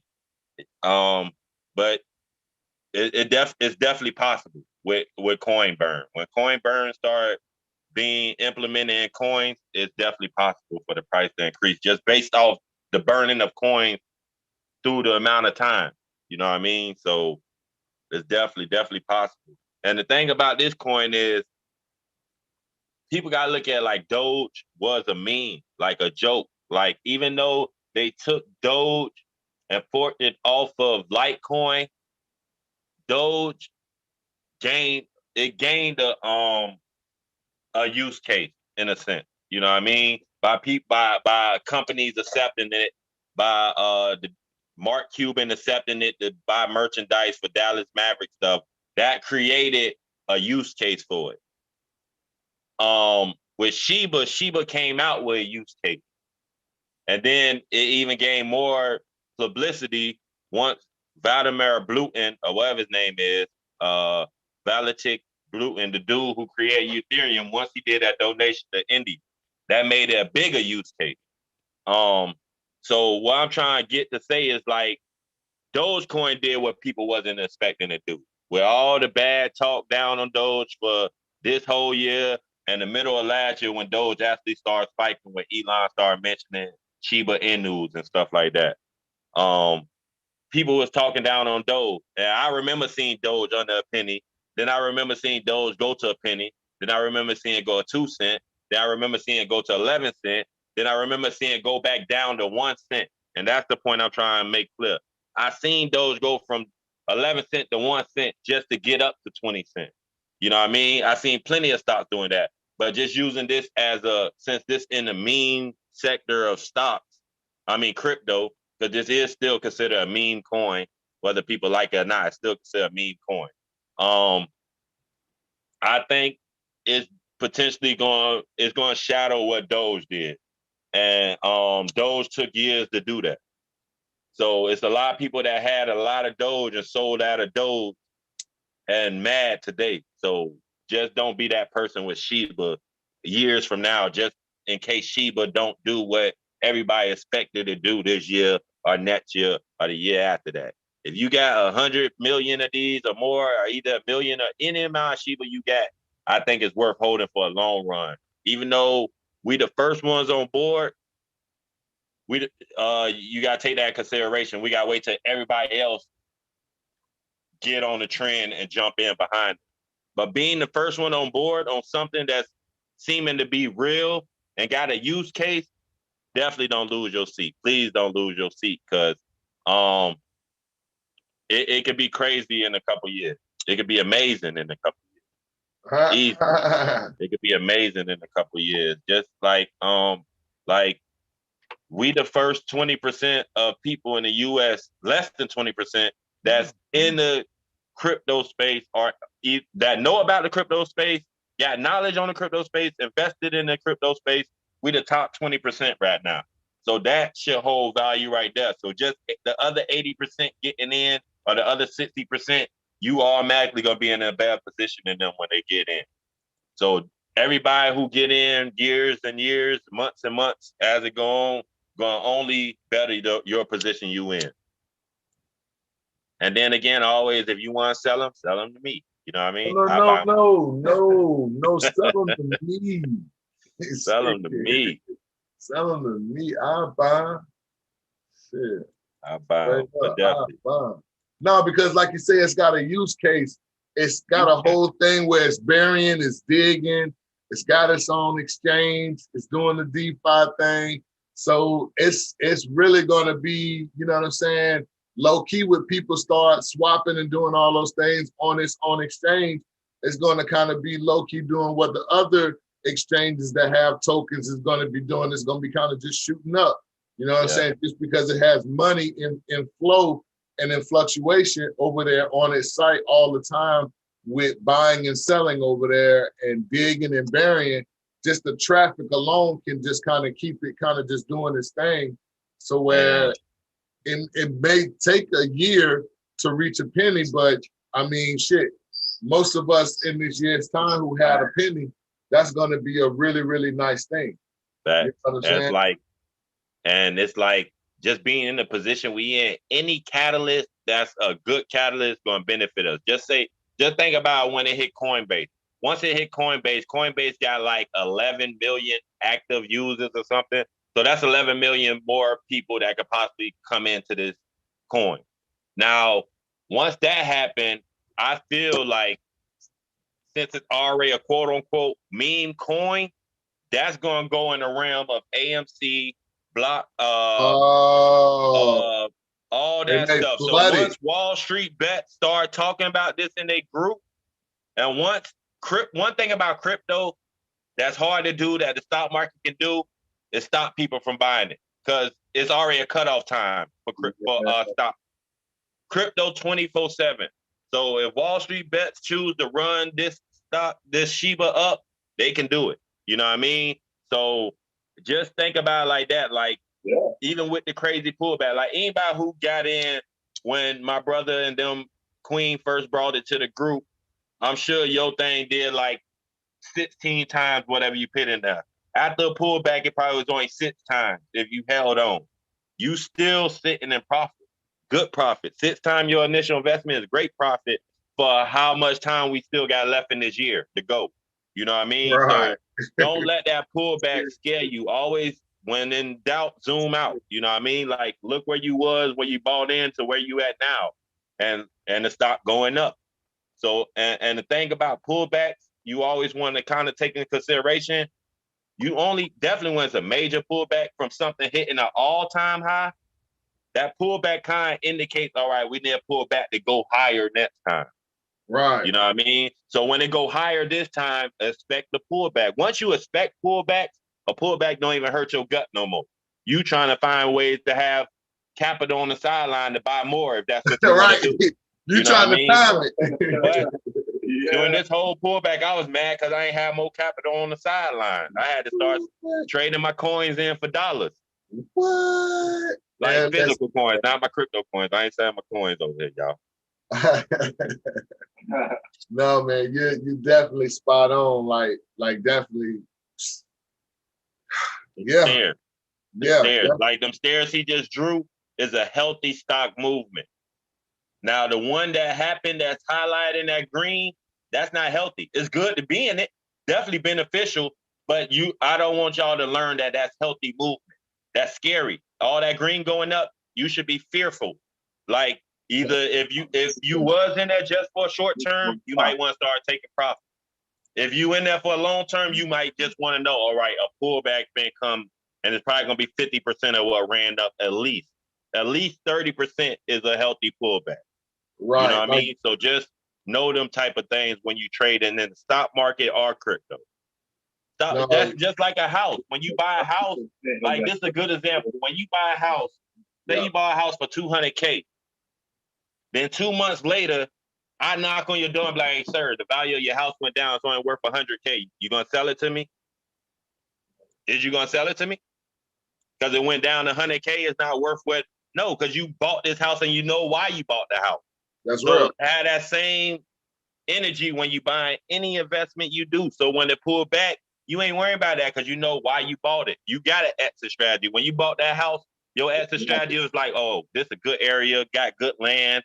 This house over here just sold for this much. Oh yeah, I know my exit strategy is I can make $100K extra in equity. So my house can go from $200K to $300K. I ain't thinking about selling it till it's worth that amount. I don't care who knock on my door saying the equity went down and it's only worth 180 now, 100 now. I'm not selling. You know what I mean? So have that same energy when you in this market because it's the same thing. Same exact thing. This real estate you buying. No, I definitely like that. Like, I mean, yeah. But I Especially tell you if the now, price right. if you ever bought a new car off the lot, soon when you drove off of it, the value went down. I bet you ain't stop at the first red light and sell it. No, because it's still an investment, you know, Exactly. and that's what we always, you know, that's the thing that we want to talk about, just to kind of make sure everybody has a good understanding. You know, when you get into an asset, man, know your strategy. Know your strategy. Know if you're short-term, know if you're long-term, you know. And for example, even knowing the strategy, I played in the SPY today earlier. I got in the SPY. I had a reason to get in the SPY. I knew what the catalyst was for my play and everything. I'm trading the SPY. When I got into play, I end up losing in the beginning. I win that, but I win that with a plan. I pay $1,000. I'm gonna run you through the whole play. I pay $1,000 in. I say I'm willing to risk $300. So I knew that was 30% quick. I'm willing to go down 30%. If it go down 30%, I'm gonna cash out. I'm gonna just take whatever come with. I'm gonna cash out. Long story short, since I had a play, I had an exit strategy on both sides already in my head, and I charted it up. I knew what to expect. So taking that 30% loss wasn't going to hurt me. So another thing it did is when my stock went down $150, $250, I wasn't scared because it ain't go to 300 yet. It actually went all the way to negative $270 before I started making money. It went down, it went positive $250. I still ain't cash out. By then, my brother was in he just picking my brain, trying to make sure I'm doing the right thing. But I already had strategy in my head. So once you got play in your head, know your play. You know what I mean? So even though he was giving me good information and rebuttaling everything perfectly, I knew I had a play in my head. So I wasn't exiting until it hit my take profit zone. So long story short, it went to negative 28% and went all the way down to positive 28%. So I'm up exactly where I was down. So I end up cashing out with $700 profit because I held through everything. This was a play that took the whole day. I held through everything. And this is where the kicker came in. I literally got out where my exit strategy was. When I got out, my alarm on my chart and went off to say get out. But I already knew to get out because I seen it was dropping through. Literally 10 minutes later, the reason I was getting in the play because Jerome Powell and the Feds were speaking on interest rate and all that. So I got out right before he spoke because I knew it was a possibility. I've been in them positions also too when he spoke. So I know how the SPY can react. They can go down real fast or go up real fast. I knew I could have made more money, but I also knew I could have left everything I just gained on the table. So I cashed out.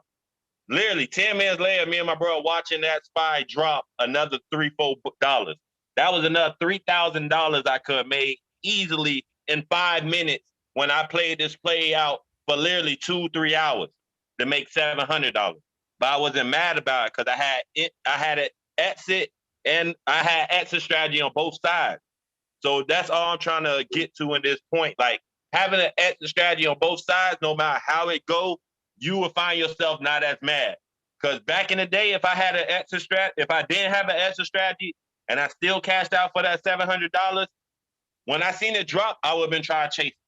Because I'd be like, oh, I'm leaving money on the table. Right. I'm not leaving money on the table because I got the money that I was getting in the play for. Boom. So that's like going to work and you know you're working 8 hours a day. You know you're going to work 8 hours. It's not too many people that's going to get there when 8 hours pass be like, oh, you know what, I'm going to stay for 4 more hours because It ain't too many people that's going to do that. You're going to get what you went there for and get out. So have that strategy when you get in these plays, whether it's an option contract, and this worked the same for buying cryptocurrency or buying shares. All the strategy worked for both ways. If you bought into a share of Sundown, for example, at $1, and you put $1,000 in it, knowing you can get 1,000 shares, have in your head what you willing to risk to lose and what you want to make. And the reason I say what you willing to risk to lose is because say, all right, I'm willing to lose $300. Even though I know I can hold a share forever until the company go bankrupt, and I can potentially lose $300 and recover from it, I gotta play. I gotta exit strategy. So even if it do go down 30% and I exit out of it, if it shoot up right after that, I can't really be mad. You can be mad logically, but you already had a play in your head. That was your whole strategy. You either gonna get out this play with 70% profit. As an example, your percentage might be only 10, 20, 30%. You're gonna get out with 70% profit, or you're gonna get out with 30% lose. You know what I mean? But what that do is mitigate your loss. You mitigating your loss, because say it did go down $30, it did go down 30%, and you chose to hold it. It might go down 40%, 50%, 60%, 70%, then go up that 70% you wanted. But you ain't trading smart now. You just hoping and wishing, which I don't want nobody again. No play hoping and wishing on anything. Like, even if you in the best stock, if you think Tesla the best stock, I still want you to have a strategy getting in Tesla. I don't never want you to think, oh, this company gonna last forever, so no matter what it go down to, I'm gonna hold it. Like, that's not really a strategy. You know what I mean? And mitigating your loss, if I got out at that 30% loss, which was $300 off my $1,000, I got $700 that I secured to make another play somewhere else, or either wait for that actual play I was just in to find the floor or level out, then buy back in to try to make my money. You know what I mean? Because while you waiting for a recovery, you could have had exit strategy, took that loss, and got into another company that did 10 times what you expect. You made your loss back plus more, while you still probably was waiting for ABZ stock to recover from your loss. So definitely always have a exit strategy on both sides, on the profitable side and the loss side. It help you way more in your trading. Definitely. And definitely if you're day trading and not swing trading to where you buy it on one day and sell it the next day, definitely be watching it, because we watched it, like you said, we watched that thing in like a couple of seconds drop down a whole $3. Man, listen, anybody who got in, the drop it did in 5 minutes was 3 times the amount of drop it did. I say 2 times. It was 2 times the amount of drop it did for the whole play I was in. I was in that play from when the market opened at 9 o'clock, 9:30, all the way until like what, 1 o'clock? No, because she spoke at 2:30. So I got out at like 2 o'clock, 2:15. So that whole time I made less money, which I ain't mad about because I played my play and it was a successful play. But I will have made more money in that 5-minute drop that occurred after I got out of the play than that whole time I was in the play. But that just show you, like, it's possible to make a lot of money on SPY, definitely SPY. On any contract that you get with a daily expiration date, it pay out more. The gamma and the delta is way more. So it's a higher pay for every dollar it moves, but you also lose money quicker too, because it expired that day. You know what I mean? So it's nobody you really can sell it to that's gonna hold it. You know what I mean? It's gonna expire. And once it expires, the person who made the contract, if nobody didn't exercise the contract, they just get their shares back. You know what I mean? So it's definitely, so the price still going up or not, right? Say that one more time. You said they get their shares back if the price going up or down still. Yeah. Whether the price go up and down, if you the one behind the contract, a contract is basically 100 shares. You agreeing to buy or sell. You controlling 100 shares of whatever company is you're doing the option contract on. Now, if I'm the one making the option contract, I'm the person that's giving you these 100 shares to be in control of. And you got 2 choices to make. Either buy them or sell them. That's your 2 choices to make. Buy them or sell them. So if you buy them, I get my money for the 100 shares. If you sell them, I get my money for the premium that you paid to get borrow those shares, quote unquote. I'm gonna get the premium price, and the premium will be basically the price it costs to get in the contract. For example, the SPY contract I got in today was $60 per contract. So whoever I bought that SPY contract from made $60 for just letting me hold those 100 shares, or holding the rights to those 100 shares. And once I made the choice to buy or sell those 100 shares, he either gonna sell me those 100 shares for the strike price I chose, meaning the target price, the price I chose that I think the stock gonna go to. I buy it for that price that I agreed upon, or either I sell him and he'll get his 100 shares back. But he keep the premium no matter what. He always keep the premium. That's why people sell. That's why people sell option contracts, because the premium guaranteed. So say I had 100 shares of Sundial, and what's today? I want to use an example that you can relate to. It's the 16th. Today is the 16th. Right. All right. Say I go into the stock market tomorrow. I got 100 shares of Sundial. I'm gonna create a contract that says Sundial gonna go to $1.50 by the 18th, which will be Friday. Whoever buy that contract from me gotta pay that premium price that's set to. I don't set the premium price. The system itself gonna set the premium price based on what other people saying that contract for. So the market set the prices always and everything. So say for example, all right, so right here is 4 cents. You know you getting 100 shares of this. You got the rights to 100 shares. So you always got to multiply it times 100. So that would be $4 a contract, because 4 cents times 100 is $4. So $4 a contract. Now I'm gonna just use this example. Say I make this contract to say I got 100 shares. I come into a market tomorrow. I say, all right, I'm gonna create an option contract for $1. Right now, since I'm creating that option contract for $1, the premium price is going to become $4. Meaning, soon when somebody agree and bind themselves to this contract that I got out there, they binding themselves to this contract to agree that they got the rights to buy or sell 100 shares that I'm lending them for right now. Yeah. I will be right there where that strike price at. That would be my contract that he's looking at. Now, him as a buyer, since I'm the seller, my contract gonna go right there. Bam, that's my contract. Him as the buyer, now he see that contract, he say, oh, well, this possible by Friday, I think it can hit $1. If not, I think I can make some money off of it. So he go to buy the contract, bam. It connect them to me, possibly. You feel me? It connect them to me. Oh. But the way the stock market working is, I'm just telling you the literal way it happened. But the way the stock market happened is always buyer or seller. So soon when you create this contract, 9 out of 10 times it's getting sold soon when you create it, because it's constantly people buying that contract. Wow. So him as the buyer now, to go back to what I was saying, not to lose you, him as the buyer now, he clicking on that contract and he want to buy it. He see it costs $4 to buy that contract. Now they linking him with me.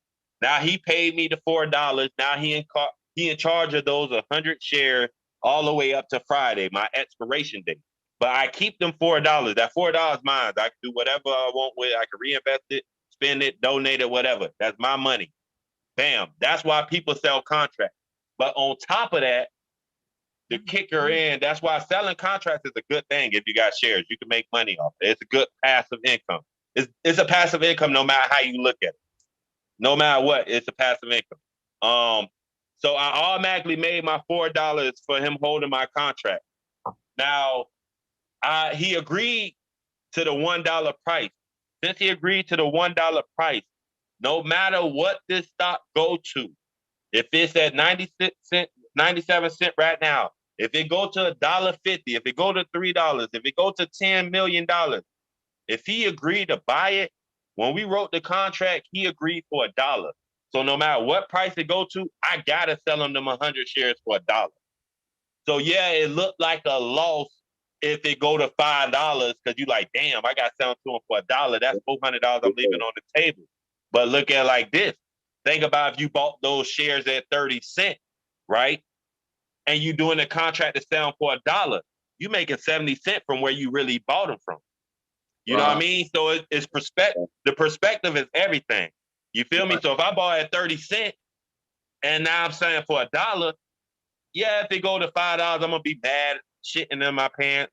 You know what I mean? Like, damn, I should have held it. But I still made my 70%, which is probably I probably selling for $1 because I did the math earlier before I even chose to sell for $1 because I knew that was my 70%. I was willing to sell it no matter what it went to. You know what I mean? So I would have made the $4. On top of that, I would have made another $100 when I sold him them shares. So I made $104 on something I spent $30 on. You know what I mean? So you still can win in that perspective. As long as if you getting into the selling the options, always price the strike price as something you comfortable with selling it at if somebody do want to I want to use the right term. Make you want to buy it, basically. Yeah, it's a term they use. It's gonna come to my head later. But yeah, if somebody want to buy it, you definitely want to make sure it's a price you happy at selling it at, so it's not a loss on you. And then on the flip side, if they don't never want to execute, that's what it is. If they don't never want to execute the purchase, you get your 100 shares back. So you just made $4 free dollars. Right. Just for lending out 100 shares for 2 days. You know what I mean? That's where the passive income come in at. Right, because what are the percentages of people really executing the contract? It's not a high percentage of people executing. Not nowadays. More people using it like a bookie type situation. They just trying to make their money off it. And the money they making off holding your shares is not coming out your pocket. Ain't nothing coming out their pocket. So even if they go up $5 and they just sell their contract because their contract's worth $5,000 now, just for example, their contract worth $5,000, or either they can get the 100 shares that you agreed, which is still $5,000 because it's $5 times 100. But they might not want it in share form. You know what I mean? They might want it just straight due to cash. They might not even get into play to even accumulate shares. Not everybody some people buy contracts to accumulate shares at a good price. You know what I mean? But a lot of people get in it just to make the potential cash you can make off of it. So a lot of times you'll get your 100 shares back. Right. See, unless the stock just do some crazy thing. And you got a lot of new traders ain't gonna know about executing a trade. I'll tell you now. A lot of them ain't gonna think about executing a trade. They're gonna think about selling them contracts for that cash that they is worth. I need to get in this sundial right here. I'm looking at. So if you got shares, I definitely suggest you dibble and dab and being on the selling options. Now, is a such thing as called naked calls. Naked calls is a phrase. It means exactly what it is. Naked. You ain't got nothing on. So basically, a naked call would be basically you put a call out there, and just to touch on this, since I see him touching calls, you can make a contract in a call or a put form. Both forms. You can do it in both forms. Work the same way, just going opposite direction.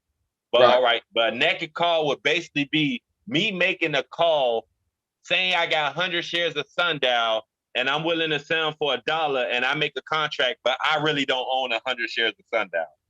That's something I suggest nobody do. Because if Sundial goes to that $5 situation now and he want to execute his contract, I don't got 100 shares because I gave him a naked call. It's naked, meaning I ain't got nothing. Now I gotta buy him for $5 to get the 100 shares. Exactly. I gotta give him his 100 shares. So that means I gotta go to the market, pay for whatever price there is in the market, and sell them to him for $1. So that's 2 losses you take. So say it's at $5. Now I gotta buy 100 shares for $500, and then I gotta sell them to him for $100 a piece. You know what I mean? So I just took a $400 loss that quick. You know what I mean? So it's like, don't sell naked shares. People do it because they allow you to do it. And a lot of people do it because they be like, oh, well, all right, I'm going to do a $2 strike price because Sundial not going to hit $2. And then Sundial go to $4. And then they sit. You know what I mean? So don't do naked calls, people. So I have a question. This is Nate. Okay, what up? Oh, what's up? I'm just, so you're talking about like in an instance where say we own 100 shares of Sundial and we want to do he's like talking about if we're right here on the sell side. Yeah, if you Okay. want to be the one behind that contract now, other than the one trying to find a contract, which is good passive income because the one for 50 cents, you see, he gonna make $49 for just selling a contract. But he in a risky situation of if they want to execute for 50 cents a share, but say he bought them at 10 cents, he making, you know what I mean? He 4 times his money. Well, 5 times his money. So Right. he'll still be in a winning situation. So you can if you accumulate in a lot of these shares at a good price and it's a stock that people trade in there, I definitely say try to dibble and dab in it. Try to dibble and dab in it. How is that even possible though? That's what I was trying to get at. Because if you sell, like let's say on Robinhood, if you sell, it don't just go back to your account. Explain a little bit more, okay? I'm trying to understand the question. Okay, too. so like if I'm on Robinhood and I go to my sundial, we talking about sundial. So I go to my sundial and I've made a certain amount of money and I'm just you trying to see how it's possible to sell an option contract, because if you click on sell, it's going to just only take you to sell sundial. Exactly. All right, what you do, you still going to go to that option screen that my brother was showing, and now you click instead of buy, you click sell. You see up top? So like, so you click sell up there. Okay, so like say when we first go to sundial, you know how you click the button, it says options or buy. You would go to options and then sell. And then click on sell. Click that one that's on the screen to sell. Yep. That's why I make sure, that's why when I first was showing people options, I stressed to make sure they stayed on the buy side. Because if not, they'll think they buying a contract and they'll actually be picking up that they got 100 shares or something. Shit, okay. And that's the situation people don't want to get in. So yeah, buy is definitely when you're looking for a contract to buy, and sell is definitely when you're trying to be behind it. Be the one with 100 shares. You got 100 shares that you're trying to do. Yeah, but they will let you sell a naked call. What I was just speaking on was the naked call. Right. So they will let you sell 100 blank shares of sundial. The only way they will let you do that though, if you got enough liquidity in your portfolio. Because I'll tell you one thing they would do. For example, say you had no shares of sundial, but you try to sell a dollar contract, right? You doing that same dollar contract, but you doing a naked call. You ain't got no shares of sundial. Now you choose to execute your contract on your side because sundial ran to $3. I use $3. I like that. Sundial ran to $3. So now you choose to execute your contract. Executing your contract, selling your contract, meaning you just taking the profit from what you made from holding the contract. Executing it mean now you tapping on my shoulder like, oh yeah, that $1 price you said for these sundial, yeah, I got that. I want to buy them now. But I ain't got the sundial, right? Now, in order for me to sell naked shares of sundial, what Robinhood or whatever broker you're going through, what they're going to do is make sure you got enough money on the sideline that if sundial did go to a crazy number, they can liquidate your money to make sure you get them these sundials. Meaning, if I didn't have 100 shares of sundial, but say I had 100 shares of Apple, you feel me? And it costs $300 now to buy these 100 shares of sundial because it went to $3, remember? And I got to give them to this person for $1 a piece, which is $100. They will sell my shares of whatever they got sell to get them $300 cleared up. So definitely don't want to be in that situation where the broker got to liquidate your thing because they ain't going to be like, you know what? He got good return on this one. Let's liquidate some of this. Nah, they going to liquidate whatever they feel like they want to liquidate. Wow. Okay. So don't sell naked calls. So got it. Okay, so the strike price, because I kind of got in the middle of you talking. Strike price will be the agreed upon price that you're willing to sell those 100 shares for if they choose to execute it at the end of the contract. Me, the seller. The seller, what? Yeah. So coming from the seller side, if you pick the strike price at $1, that means you agreeing to sell it for $1 if they choose to execute it, no matter what price it goes to. Now, being on the seller side, the way I say you go into the play smart is if you're really willing to sell it for $1 if it goes to. If you know you ain't willing to sell for $1 if it goes to it because you bought it at $1.25 or $1.30 and you think it's gonna go back to that in the long run, and you really just try and make money because you see it's money you can make selling contract, don't go in into with that mindset. Always going in with the mindset that somebody might exercise this contract. So the strike price that I'm picking, it definitely got to be a price I'm willing to sell it for. You feel me? That don't mean going sundown and be like, well, I'm going to pay $10. Nah, because nobody ain't even going to try to buy that contract from you. So you just going to have your 100 share. And another thing, not to backtrack, but it's very important. Whatever contract you choose, that's why I chose the expiration date of the 18th, for example. Because I mean, Friday, your shares will be returned to you if nobody don't exercise it. Just know, if you be like, you know what? I see I can make a contract to next year. If you make a contract to next year, just know them shares is locked up until the expiration date.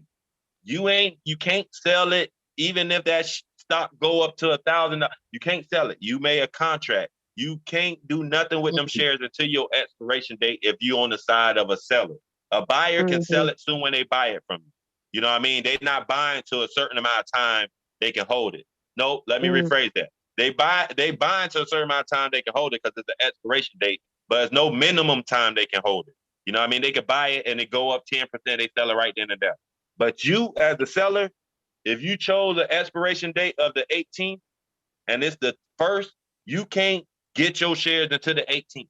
Because when they sell the contract, they not selling the contract back to you. They sell it to another buyer. Remember, sellers always sell to buyers. There ain't no seller selling to a seller. So a seller selling to a buyer. So when you buy that, say I'm on the buying end because you just sold me this $1 contract. When I buy it from you, if I choose to sell it, it's not going back to you. It's going to the next seller. You feel me? It's going to the next buyer. But you still get that $4 premium. So you still making premium money, but it's only until that expiration date. So I just want people to know, if you choose to lock it up into a contract, just know you can't do nothing with them shares until that contract expires. That's if somebody don't want to execute it. And so now if you're like, okay, well, how do I know what's a good contract to put out there? Well, let's go to the buy side and let's see what contracts have a lot of value. That's the contract that everybody is attracted to. Meaning, if I was going to sell a contract, I would sell a contract for $1 strike price for, of course, the $4 premium. You know what I'm saying? And I will put my expiration date to the 18th because I pretty much know that everybody in this contract right here is just trying to make profit. They're not necessarily really trying to buy this contract. You know what I'm saying? So they're not going to necessarily take my shares from me, is what you're saying. If they don't exercise it. If they exercise it, you never know what the buyer going to do at the end of their contract. Of course. You know what I mean? So you definitely, but he's saying it's a good chance, there's a probability that the person ain't going to pay more for it now than it is in the stock market. Because they could just buy it in the stock market for 97 cents. So if they buy it for $1 strike price, most likely they in it for a money-making situation and not to acquire the stock. Because in that case, I just buy 100 shares for $97 other than 100 shares for $1. I mean, other than 100 shares for $100. Right. You feel me? Now that 50-cent one, you make a bigger premium on it. You see, you can pay $49 for someone to buy that one from you.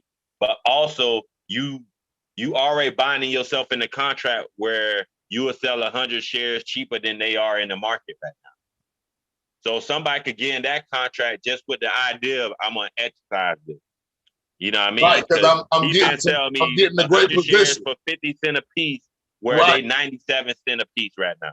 So you gotta be strategic with how you do it. Definitely. Right, meaning that I'm basically putting a contract on discount, on 50% discount. So if I'm selling it for 50% discount, I need to be definitely making, watch this, that's why the contract is $50, $49. So you feel what I'm saying? It's like, okay, well shit, I'm selling it for $50. Right? Shit. So I need 49 of that right now. Because you're gonna keep this. I already know it. I'll keep this. I already know it. And if the person who's selling it pay under 50 cents for it, of course it's a profit for them. You know what I'm saying? So, but these getting sold. These gonna get executed. Yeah, these gonna get executed. So in a sense like this, why would someone even create a contract for 50 cents? Because he probably bought them for 30 cents. So he's still winning. So he's still gonna make his money regardless. And yeah, of course, especially if he's not he or she, but if they got at least 10 of these that's in this 1,500 right here, 10 of them for $49 a piece. Meaning all they had to do at the time was have what 10 is 1,000 shares. You know what I'm saying? At 30 cents. Shit, what that is? 1,000 shares for 30 cents. That was $300 to them. Wait, they bought 1,000 shares for 30 cents a piece? Right, if they have 10 contracts. Just for example. As an example, if they have 10 contracts that they've sold for 50 cents a piece, but they're getting a premium of $49 for each of those 10 contracts, which of course now makes that $490. So that's already $190 profit on their end. And that's how, it's one of those things, because both of them are a gamble, because the person that's selling contracts, their strategy technically could be shit. I'm gonna see if I can get $49 from a person and they'll exercise it and I can get my shares back. But then somebody executed and it's gone. Yeah, it worked both ways. That's how it is. So it's definitely, I mean, if you strategize even selling your contracts as well as buying your contracts, can you be profitable? Yes, you can, but you definitely have to understand that it is a percentage thing, to where you just got to add maybe 10 to 30% of a loss to just being in this space. And if you pay attention to things and you definitely put time in on your charts, you're going to pay attention to see what's going on, and you'll be there, and you'll just you'll be more profitable than you are losing. Right. And since we on the topic of options and in the stock market, regardless, but anybody didn't know what's occurring right now in the stock market is considered quad witching. And quad witching is basically when the futures, the indexes, and options all expire on the same date. Now, since that occurred, you gotta remember option contracts, all option contracts is 100 shares. So when all of them expiring on the same day on top of futures contracts and index contracts expiring, you got all this movement of stocks going places. So it make a very volatile market. So if I don't know how many people trade in the market, I was paying attention to the market today. But if you did, you would see a market was up and down, up and down, up and down, up and down in the matter of seconds and minutes out the blue. And that's because of what's occurring right now. And quad witching occur 4 times a year, and that would be in March, June, September, and December. There's no exact day that it happened. It usually occurs for a week. It usually occurs towards the middle of the month, towards the end of the month.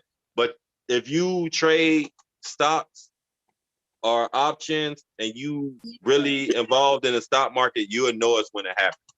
Definitely if you know about quad witching, because you will start seeing the movement in the market how it's starting to get choppy. Which is quad witching is a good it's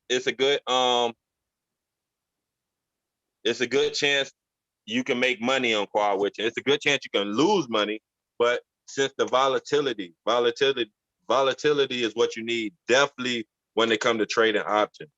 I know usually people try to transfer a lot of their stocks into stuff to hedge their bets, to stop from the pullback, because there usually be big pullbacks during quad witching.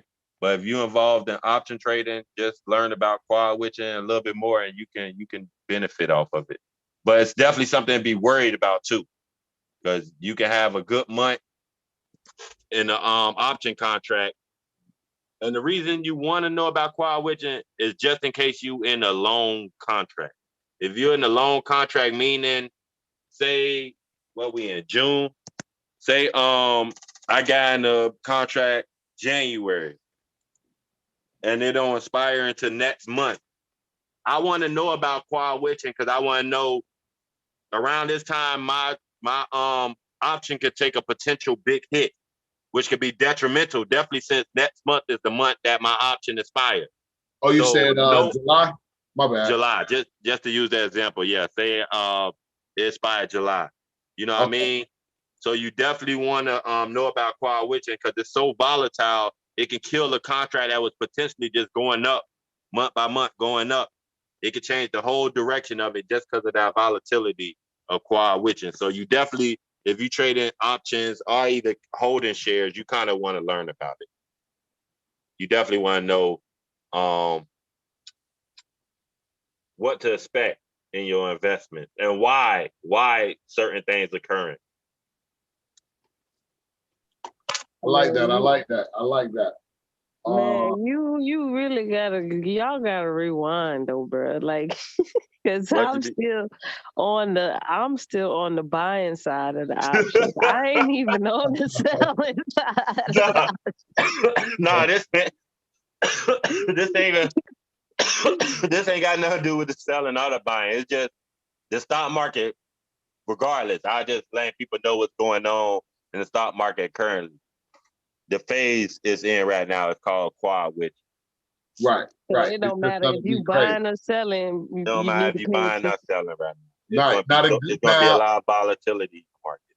Now, what's a good thing, even from the examples of the quad witching, when it drops, it does come back. When it drops, it does come back. Mm-hmm. You know, when it drops, it does come back. It's yeah. But it's when you understand that, then you know what I'm saying. You look for emotionally. You look for it, and you try and be up here with the drop, catch, and then you try and be down here when they come right back up. Exactly. People will wait for quad witching.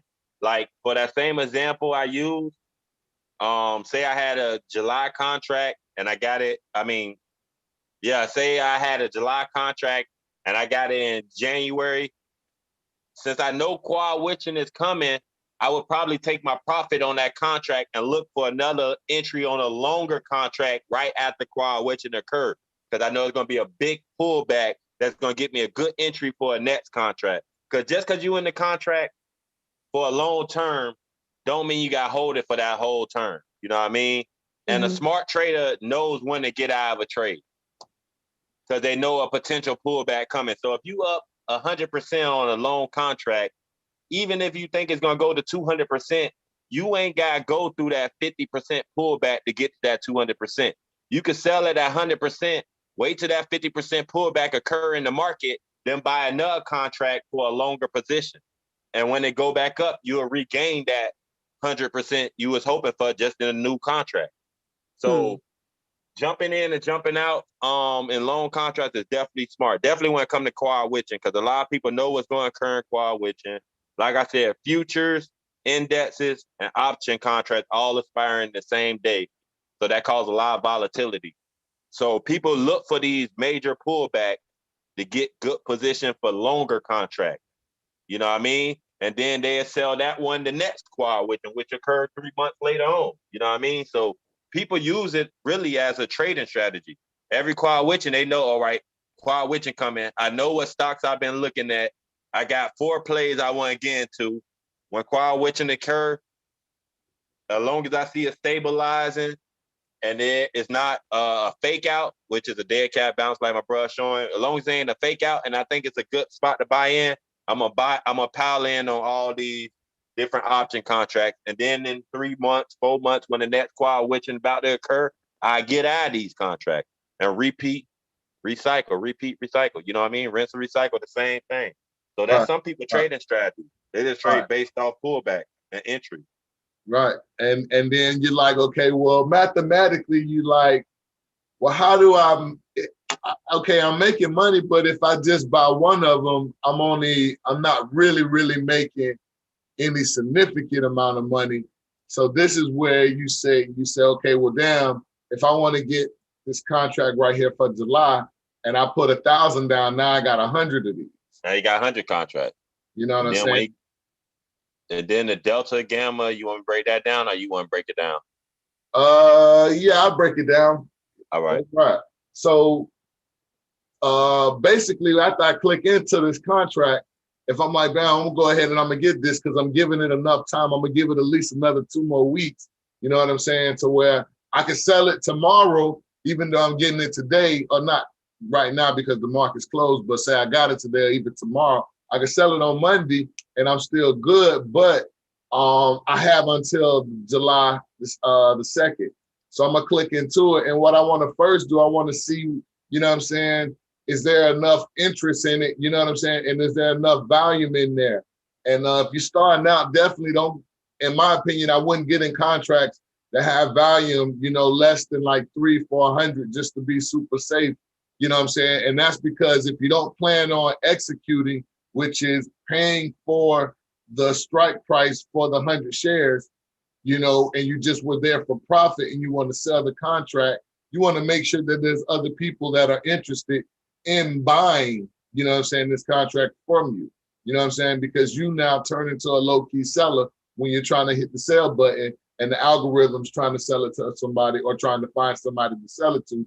You want there to be interest in this particular contract, you know what I'm saying, and this asset to be able to sell it and take profit. So that's really important when picking these contracts, because you can pick a company that has a really, really good price, and you're like, ooh, okay, bam, I can get for a penny, you know, but it's only 129 people in this contract. You know what I'm saying? It's a couple of people looking at it or was in it at one point in time, but right now, you know, it's only 120 people. So it could be a little dangerous as far as getting this contract right here because the volume isn't that high and people are gonna start selling because they don't want to get the musical chair effect. You know what I'm saying? So just because the strike price is good and you like the company is going up and you want to take profit on something, if you want to take profit, you want to make sure that your volume is up and your open interest is up. If you want to exercise, it don't even matter because you plan on paying for the price of whatever that strike price is to hold on to 100 shares. You know what I'm saying? That's another way to take advantage of contracts, is almost to low key to buy shares on discount. If you feel like the company and the asset is going to go up, then all you got to do is pay the little premium price and let the value of the contract and the money in the contract to go up and accumulate to become very close to what your strike price is. And now you technically don't have to necessarily pay anything and it's other than what you paid for the premium, 400 shares or something, but that's another strategy. But so it's really important that you check on the volume. But if we go back to Sundial, just to look at it, because they had good volume on July the 2nd. When you go in there and you see, okay, boom, we got 5,100 in there at least. We got 20-some thousand in interest. You know what I'm saying? Okay, boom, I can get out of this contract. You know what I'm saying? That's what that means if I'm just trying to take profit.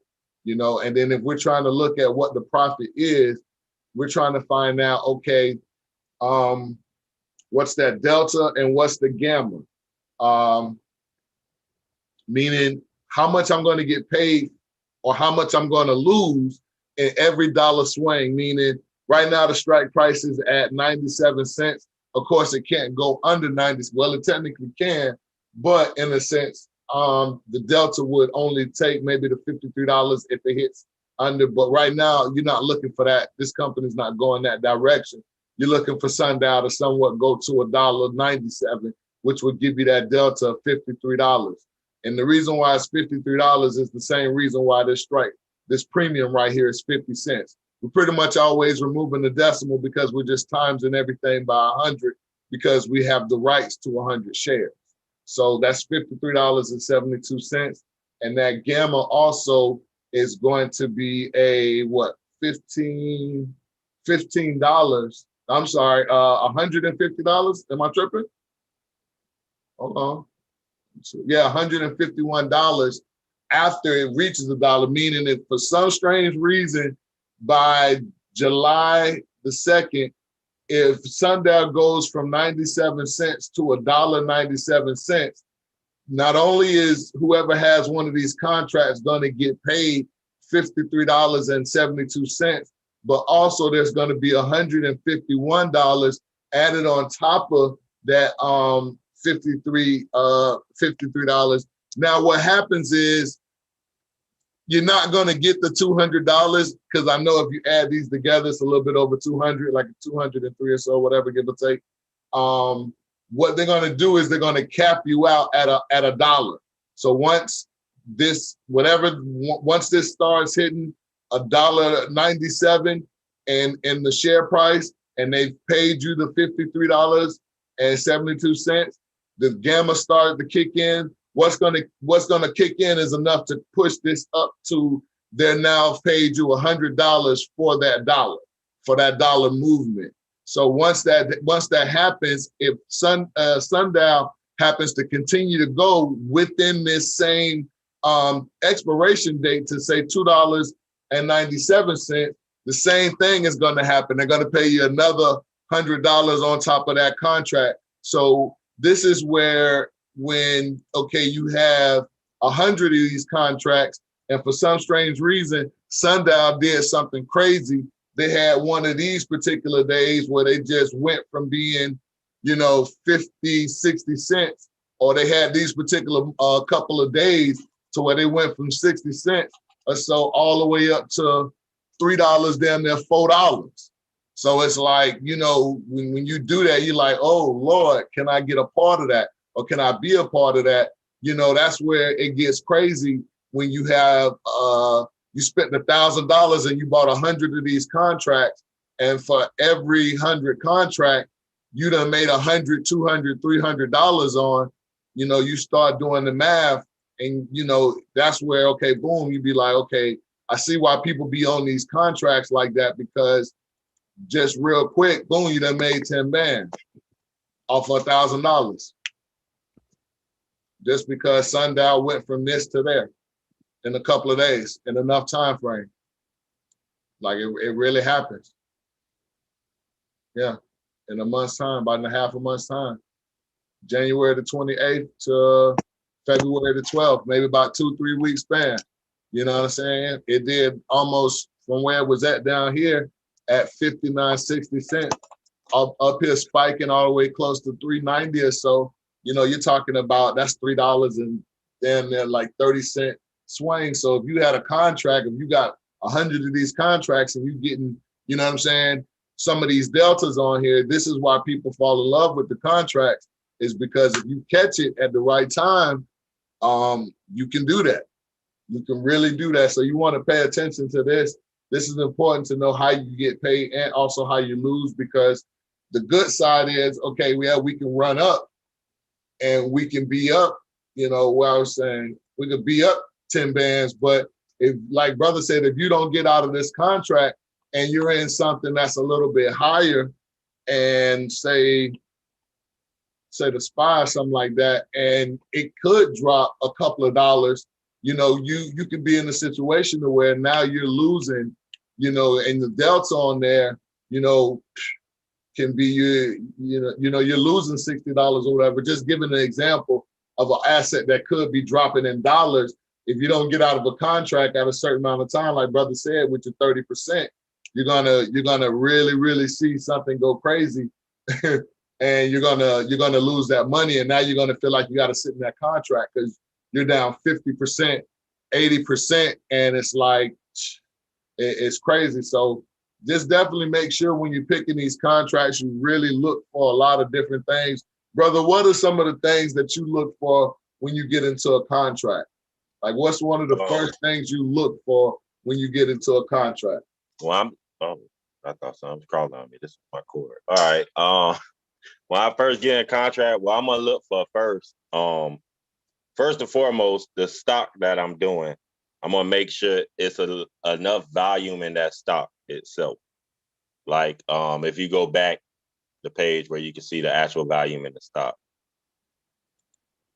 Well, it'll show you on the option contract too. But if you go to option stock and go down, it'll show you the value of it.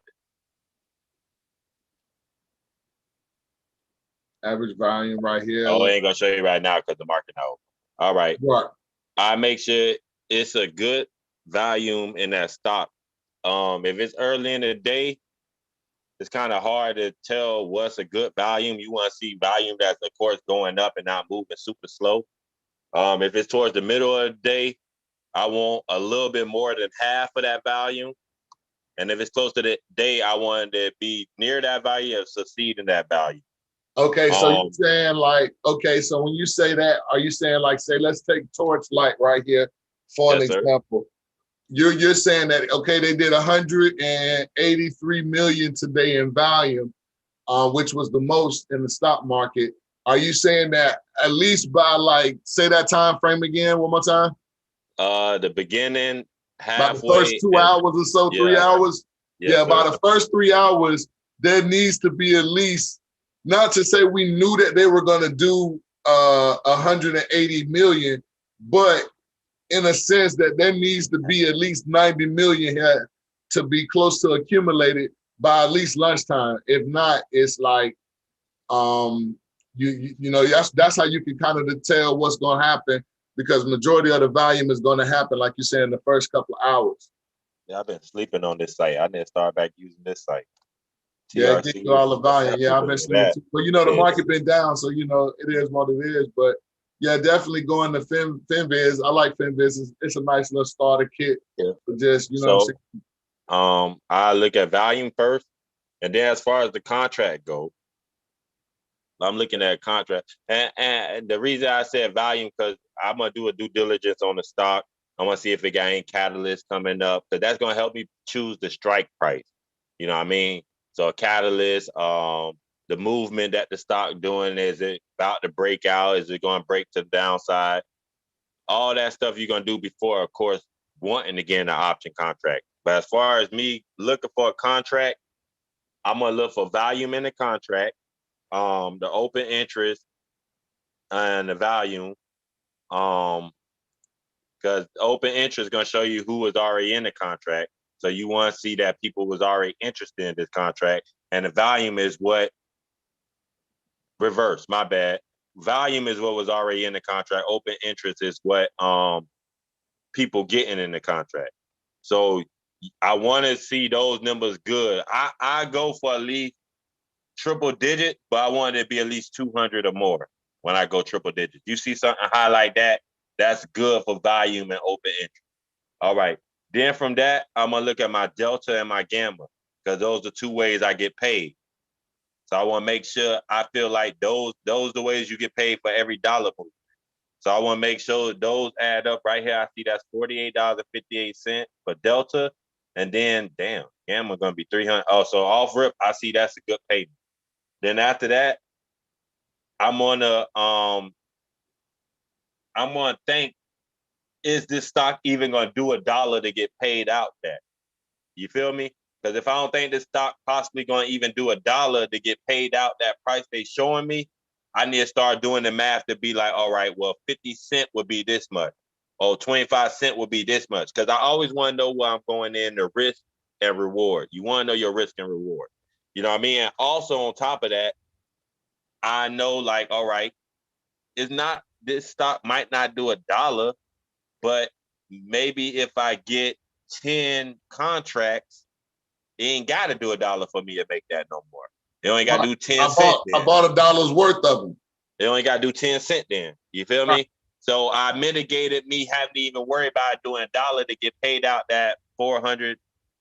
That $400 is going to pay me. I now all I got to do is wait for 10 cents, because I bought 10 contracts. So each contract going to pay you out.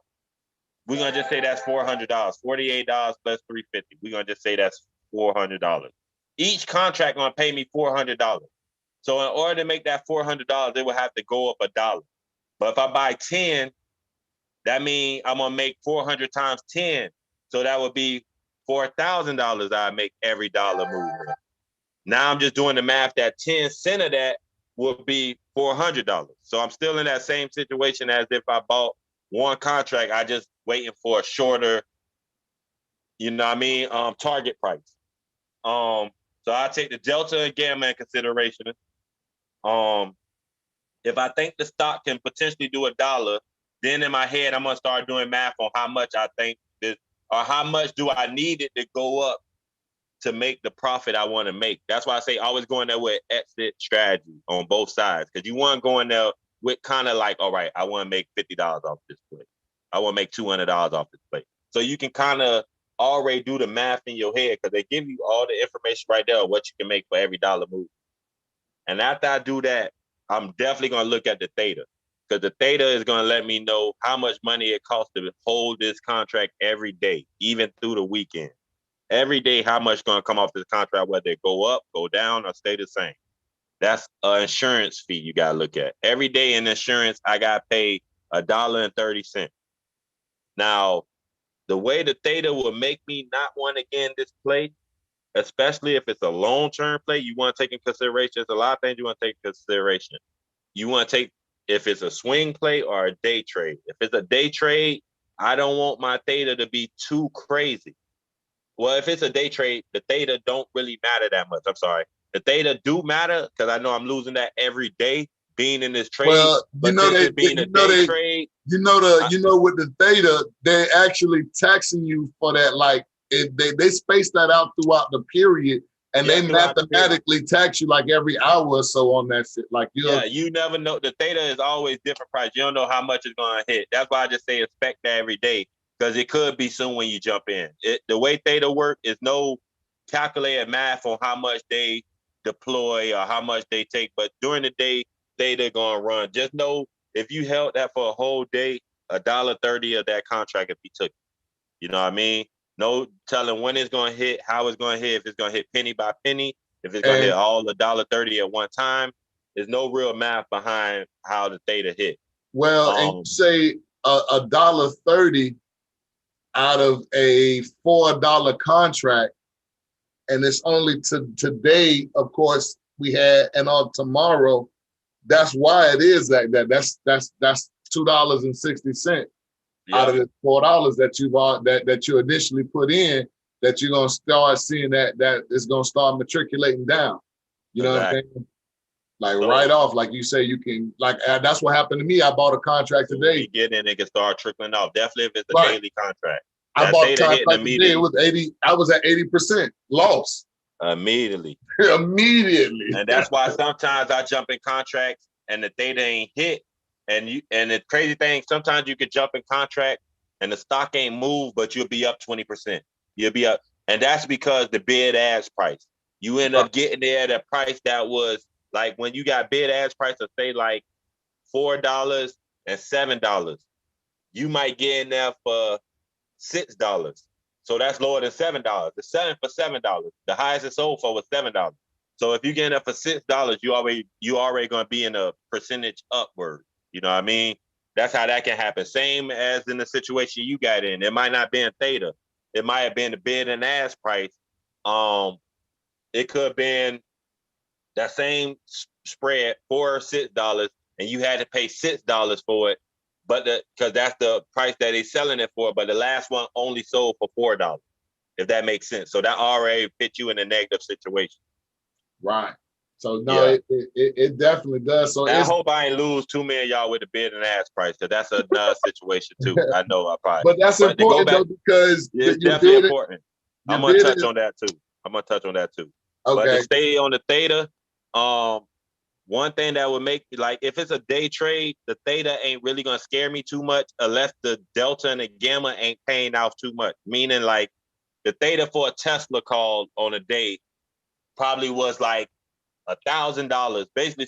Basically you betting all your money if it's a day trade. So if you put $500 in it, you could potentially lose that whole $500 quickly. You know what I mean? If it go the wrong way, because it'd be hard to recover because it's only a day's worth of expiration. Yeah, this theta right here too. All right, so for Tesla, the theta was $248.99. And the to contract get in the is- contract was $985. So at $985, I already know I need this stock to do enough movement to pay that $240, or I could be making profit. If you're in a day contract, that's how you want to look at it. Even if it Meaning don't that work out like that way, even if it don't work out that way, say you get into play and it start running up immediately and you make the money. You know what I mean? The theta didn't hit you, but you want to go into play thinking like that. So you can know that's part of your entry and exit strategy because you. I was gonna say, are you saying, okay, so because we're looking at it, say it's $2, it's $2.49, which means you move the decimal to the right. That's $2 and $249, but my delta is only $55 if I move this decimal over. Yeah. So to even get that delta, I need for this to go times, from like at least 5, 6 times. So I need this to, like you said, to go at least 6 times to make sure that my delta. Yes, sir. That's just so when you buy the contract, if you buy it at $602.20, and for some miraculous reason, as soon as you hit the send button, you jump in there, and a couple of seconds later, Tesla's at $606.20. Okay, boom, your contract will actually show that you're up maybe $55 in delta, because it would take you give or take, it would take about 5 times to equal a little under whatever. It depends on how the theta hit, but that's the way I want people to go in there thinking. Because it could possibly give you that $240. You feel me? But you want to go in there thinking like, I need it to do 6 cents to pay that insurance. You know what I mean? I need to pay that insurance. Now, that what will make me be scared. That won't really scare me in a short contract, that theta. Now, if I go to a contract that's a week out and the theta is still the same, if the theta supersede the delta and the gamma by a high number and it's days out, that'd be a contract that I'd probably be scared to get into. Because imagine you got paid, I just round out to 200 theta. Say it was 200 theta and it's still, and then that delta went down to $40. So for every dollar movement, you making $40, right? But every day you got to pay $200 in insurance. And you can hold this contract for a week or two. You not meaning you got to hold it for a week or two, but that would be a contract I'd be iffy about for simple fact. I know every day I got to pay $200 to hold this. That means every day I needed to do at least $4, which for Tesla, $4 kind of hard now. As you can see, Tesla only did $5 a day. Tesla used to be a stock that do $60 on the dash and either way easily. Even if you got in right, it only did $5. So even today, if you got in that contract, you were left negative if you held it the whole day. Going into tomorrow, you would be down in your contract unless Tesla did some dollars. Yep, because Tesla down after hours right now. So you would have had the time rate. You would have had to time it right here at 11:15 to catch Tesla at 594. To catch it here that run up and sell. At 325 at 607, which is take about your profit. Right. You would have actually took a profit because you would have did about like $11 or so, right? Yeah, so that would have been $533. So $13. It would have been a $13 swing. So even though technically it showed Tesla only did $5.50. You made like $600-700 if the theta didn't hit you. So you would have made at least $500. Right, but that's where, of course, you'd have had to pay attention and catch the dip. Now imagine if the stock market ended at the top. It didn't pull back. Say it ended right there at that $13 plus. Now the market closing and you automatically know, all right, I got to pay another $200. You know what I mean? Another $200 in insurance going to hit tomorrow. You know what I mean? So it's like now that 500, you can kind of look at like $300 in a sense. You know what I mean? That's why certain thetas that scare me. If the theta is way higher than the delta and the gamma, just because it's higher than the delta and gamma don't mean you automatically got to be scared of it. But like that situation, I stay away from.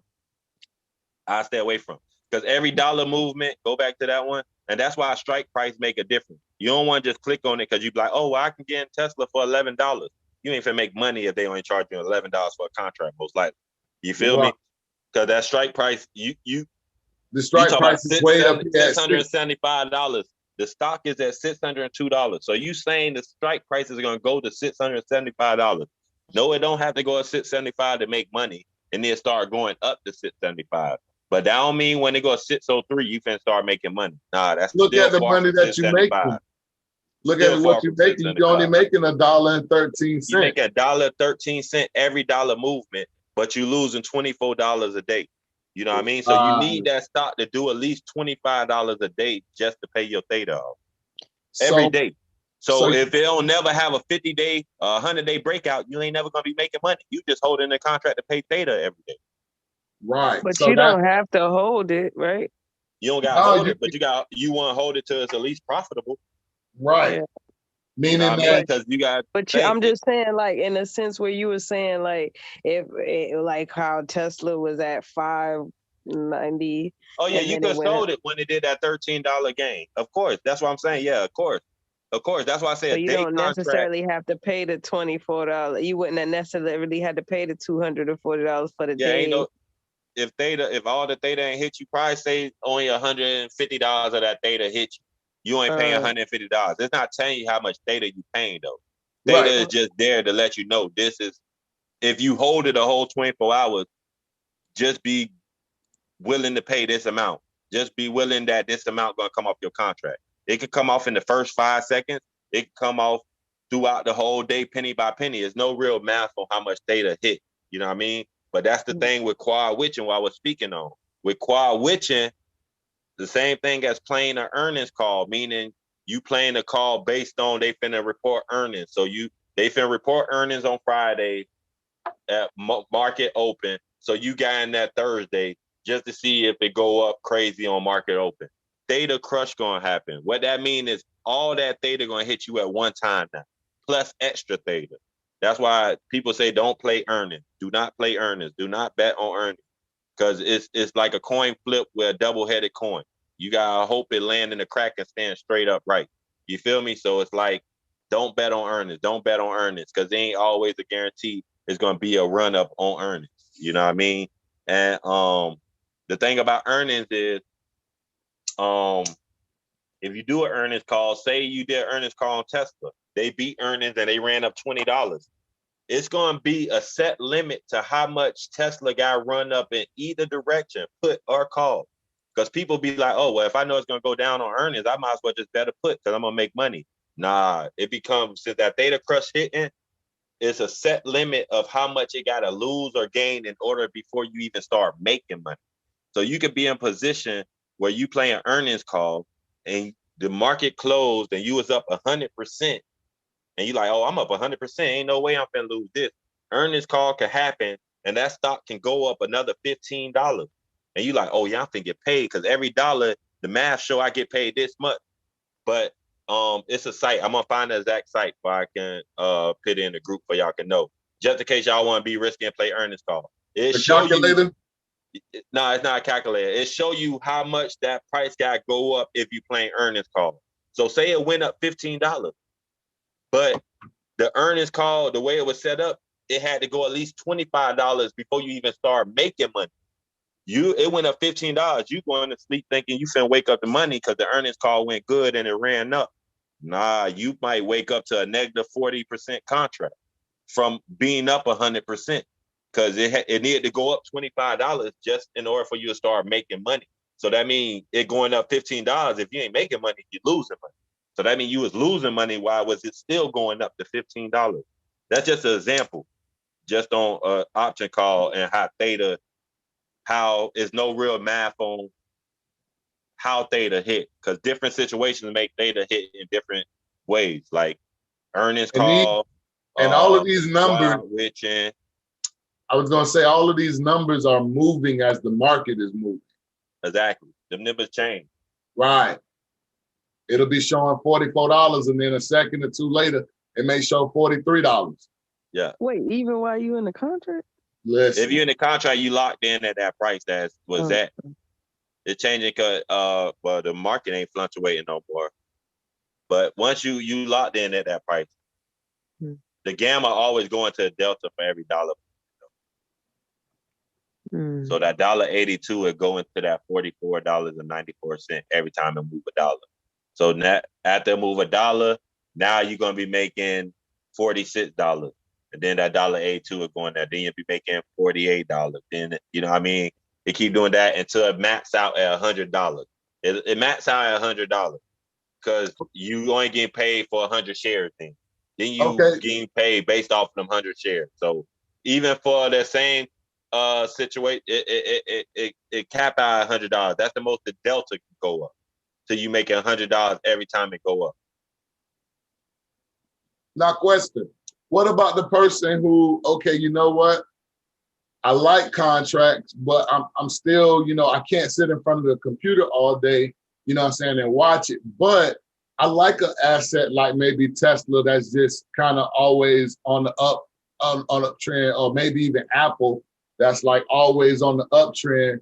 So even if I was to get into it and I don't have to watch it because it's Apple in a sense, and it just kind of just goes up in a sense.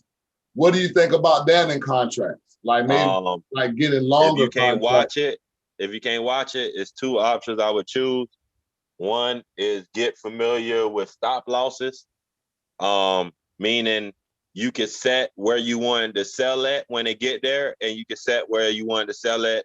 Well, you can set where you want. Say, for example, you got into $100 call, and you bought in when it was at $90 or whatever. It went up $95, $96, whatever. You're gonna do the math on your delta gamma anyway. Say you only wanted it to go up $3 and you was happy with that. You could set a sell limit order to where it's at $3 at. So basically, for this example, say you bought this contract that say $130. You paid $95 for it. You know, going into that contract, you want to sell those contracts for $150 a piece. You could still, when you buy it for $95, you could set a sell order for $1.50. It's not going to execute now because it's not worth $1.50. But soon when it becomes worth $1.50, it will execute for you. So you don't have to be in front of your computer to do that. You know what I mean? That's one thing you can do. Same thing on the downside. You can set what you want to sell. That's called a trailing stop loss or a stop loss, either one. It's two different types. You can set also on the downside, like say it falls $2 and you want to sell it. Or if it falls $2, it's going to sell. Or if it go up your $3, you're going to sell. You can set that. Will Robinhood let you do both of them? I'm not 100% sure because I don't use them on Robinhood. But if you're on a real broker like TD Ameritrade or all the different other ones, they have that option. You can use trailing stop loss, and all that. You can go about it that way if you're doing shorter contracts. Or another route you could do is long contract, meaning, for example, today is June 16th. June 16th, right? So say I get a contract for December 16th. I could buy a contract for December 16th. I mean, I'm buying the contract now, and my plans is to hold it till December 16th, which I wouldn't say don't hold it to your expiration date. If you want to sell it on June 16th, I would get a contract for January of next year. You know what I mean? You want to give yourself some time in between that contract because you got to remember, you selling that contract to another buyer. They only going to see that's appetizing if they can make money also. So if you sell it on the expiration date, you might be stuck in that contract because everybody jumped out. That's why watching the volume is important because the volume going to change while you're in the contract. People could be jumping out the contract. It could be that's why I say don't get in low volume contract. You could be in a contract with 50 people in it, and you just being greedy, and you're like, oh, this stock running up. I'm gonna hold it. I'm gonna grab it. I'm gonna hold it. And then when you look at and when you go sell it, you're like, why nobody ain't buying it? Why nobody ain't buying it? And you see the volume went to 1, and you see you the only person left with that contract. Now you got a contract that's worth a lot of money, but you ain't got no buyers, and it expired that day, so a buyer not gonna come. That would hurt your heart. You know what I mean? I've been in that situation. That's what I'm talking about. So you don't want to be in that situation.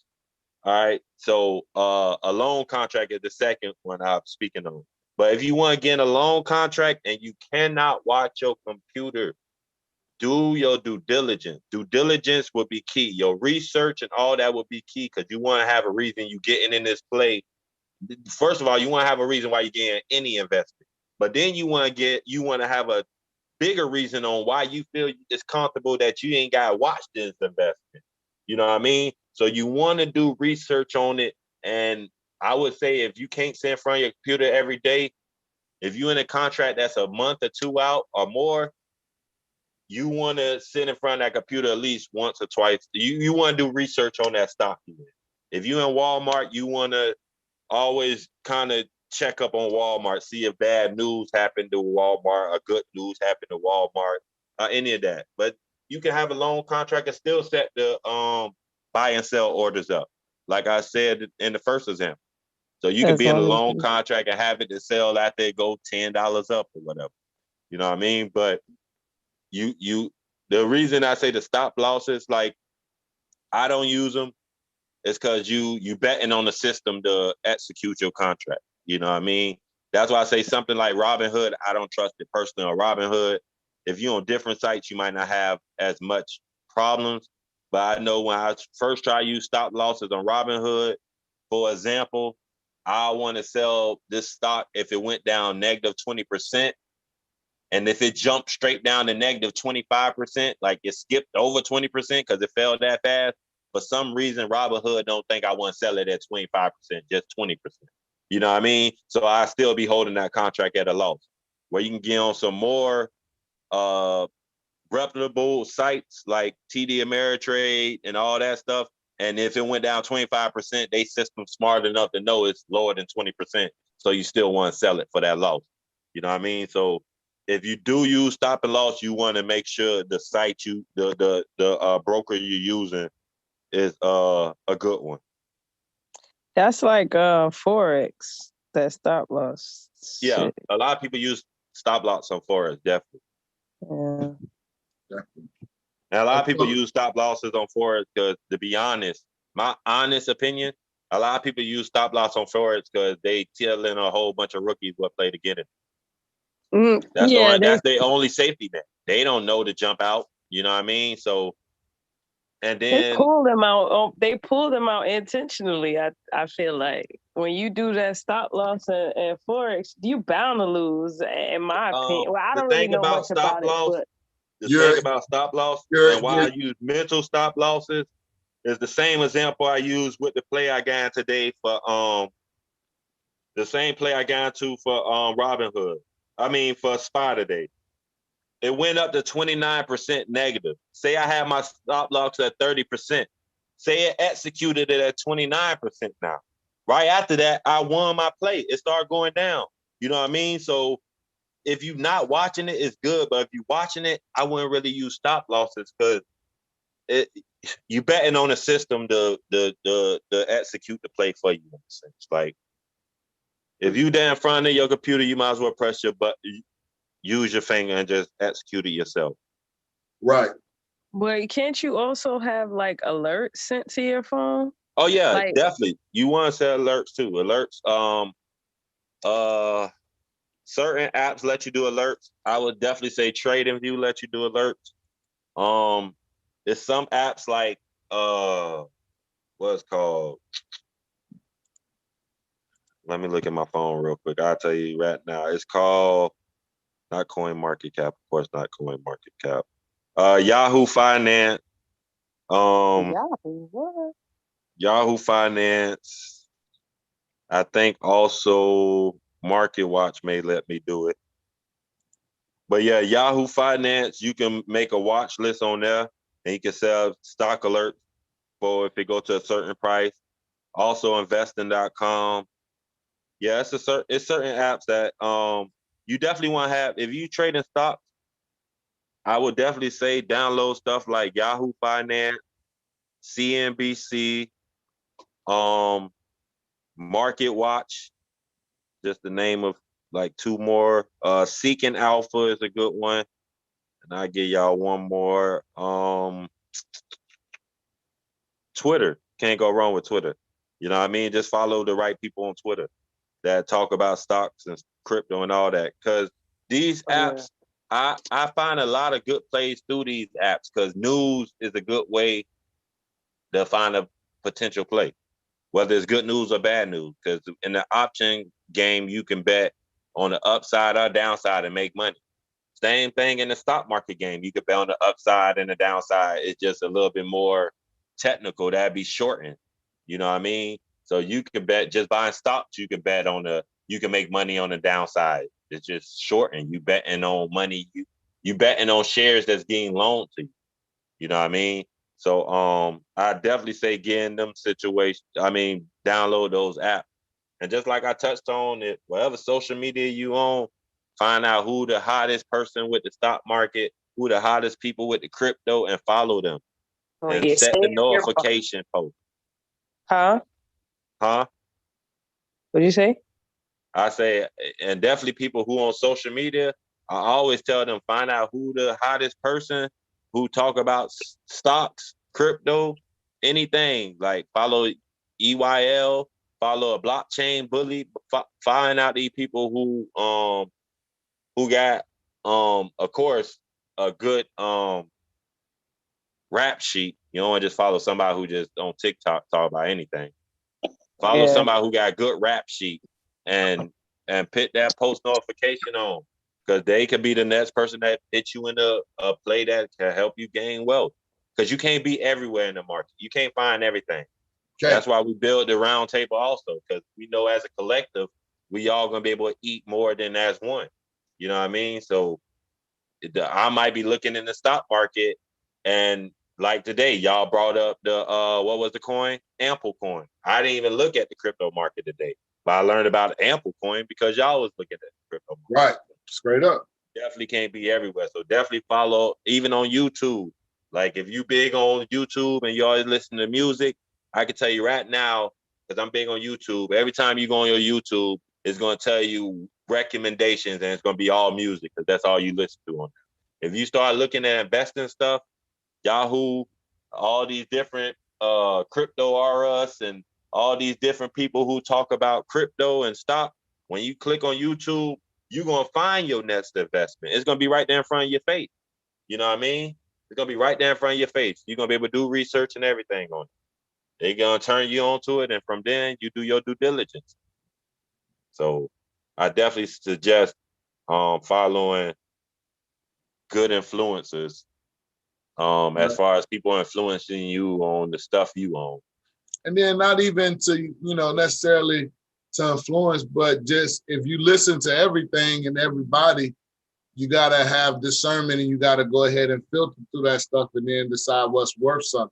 You know what I'm saying? Right. But you got to make sure that you're listening to both sides, because like you say, then you just get influenced on just doing something just because the person that you're listening to is talking about that particular thing, and now you're on that particular thing, and you're not necessarily ever looking for research to combat that information. You definitely anything against that, So you gotta have that balance. If not, exactly, you definitely want to do your own due diligence. Definitely want to do due diligence. After they turn you on, you go do your research. You know what I mean? But they turned you on to it. You know what I mean? Right. Whether it's a good investment or a bad investment, after you do your own personal evaluation, you got turned on to something that could be in a good one. You know what I mean? Potentially, if you liked it, what you evaluate. So definitely, I definitely like that. Let's see. Anybody? Did you have anybody had any other questions or anything? I did. Well, my dad did, and I was gonna ask for him as far as options. He just wants to know, like, it's as far as like when you're a new learner when it comes to reading the charts and stuff like that. How would it? I guess he's trying to figure out what is some things that you should pay attention to, even if say for instance, like with Tesla's normally making like a $30 day or whatever, like we was talking about, but then all of a sudden it has a whole nother swing of things. Like, what are some things that you pay attention to? Yeah. I know for Germ, you have a lot of lines on yours, like you do like borders and stuff. I'm big on charting. I'm big on charting. So if you try to trade and you don't know the most about charting, To keep it 100% honest, you betting blind. Straight But up. you can go based off news. That's all you really can go based off news. You can look at stuff like the volume, and then basically see if you seen red or green candle. Because if you don't learn the actual chart in itself, it's gonna sound like Chinese what I explained. Because I'd be like, all right, look for uptrend, look for downtrend. Right. But then again, you gotta know what that is. You know what I mean? Because I was And basically as you breaking that trading, down. as you trading, your uptrend might turn into a downtrend. And if you don't know how to identify that, you in the play you should have got out of. You know what I mean? So that's the question right there. Is basically, okay, you know that it's on the uptrend. You already peeped it, you watched it or whatever. Yeah. But what are some signs for you to be able to pay attention to know like, oh, nah, this ain't gonna keep going up. It's bound to go back. Well, everything's bound to fluctuate, but I'm saying like, what are some things to pay attention to? Exactly like what you see right here, trend lines. That's the easiest way to say it. I mean, if you don't know trend lines and he got TD Ameritrade, I mean, what I'm talking about, TradingView, you can use them white lines that's on the side. Those is pivots. They generate it. The computer do all that for you. Mm-hmm. And that's basically the same as trend line. So you can trade based on that. So as an example, if you go down here where S1 at, if you go hover over where S1 at, bro. All right, right here on that breakout to your left where, all right, say you didn't already chart, but you can kind of see, all right, that's on S1 or about to go over S1, which I don't recommend nobody trading like this 100%, be honest. You could get in this play with hopes that this is going to go from S1 to the P. You feel me? Because these is generated. It's the same as trend lines. You're just not going to get these. And actually, let me take that away. They support the resistance line. They're not trend line. They support the resistance line. And you already trend knew lines that would be that slanted one that he got. So you won't be able to get them trends that's going on in between each pivot. Because it might be a certain trend that's going on in between pivot lines. I mean, in between support and resistance. But so see, you basically will be betting in zones. So S1 to the P, which is pivot, will be a zone. And then from the P to the R1 will be another zone. And then from the R1 to R2 will be another zone. If you don't already chart, that's really the only thing you really can use. So like I said, if you got in at this example, go to the red, not that one. The next red, that's above to your right. That red, say you got in that red, because you see it's above that S1. You could potentially get in that red and be like, all right, if it gets to that P, I'm going to sell it. Because it could potentially hit that P and bounce back down to the S1. You feel me? You want to always look like each one of these lines is a potential pullback zone. It can hit it and pull back or either break through it. But if you don't know how to read charts and you don't understand everything, you want to always think that's your take profit line. Every time it hit that line, I'm getting out my play. You know what I mean? That's the only, in my honest opinion, I think that's the only way you'll probably be able to do it. And if not, you really just blind bet. You betting, meaning blind betting, I mean, you putting the amount of money in this asset and you just watching the numbers go up, hoping that it go to a price that you're willing to get out at. Because you ain't really watching you don't really understand the chart. So say, for example, I pay $100 in something and I want to make a $40 profit. I might get to a $20 profit and I might start seeing it go down $5, $3 or something, and I might jump out right then. You still made money, but you ain't get to your goal of $40, and it might go to that $40 because you ain't understand how to read the chart. So you ain't understand that pullback was a healthy pullback for it to go to $40. You know what I mean? Or vice versa.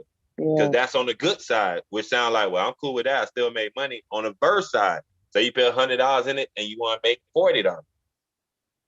Soon when you get in it, you see it go down to -$5.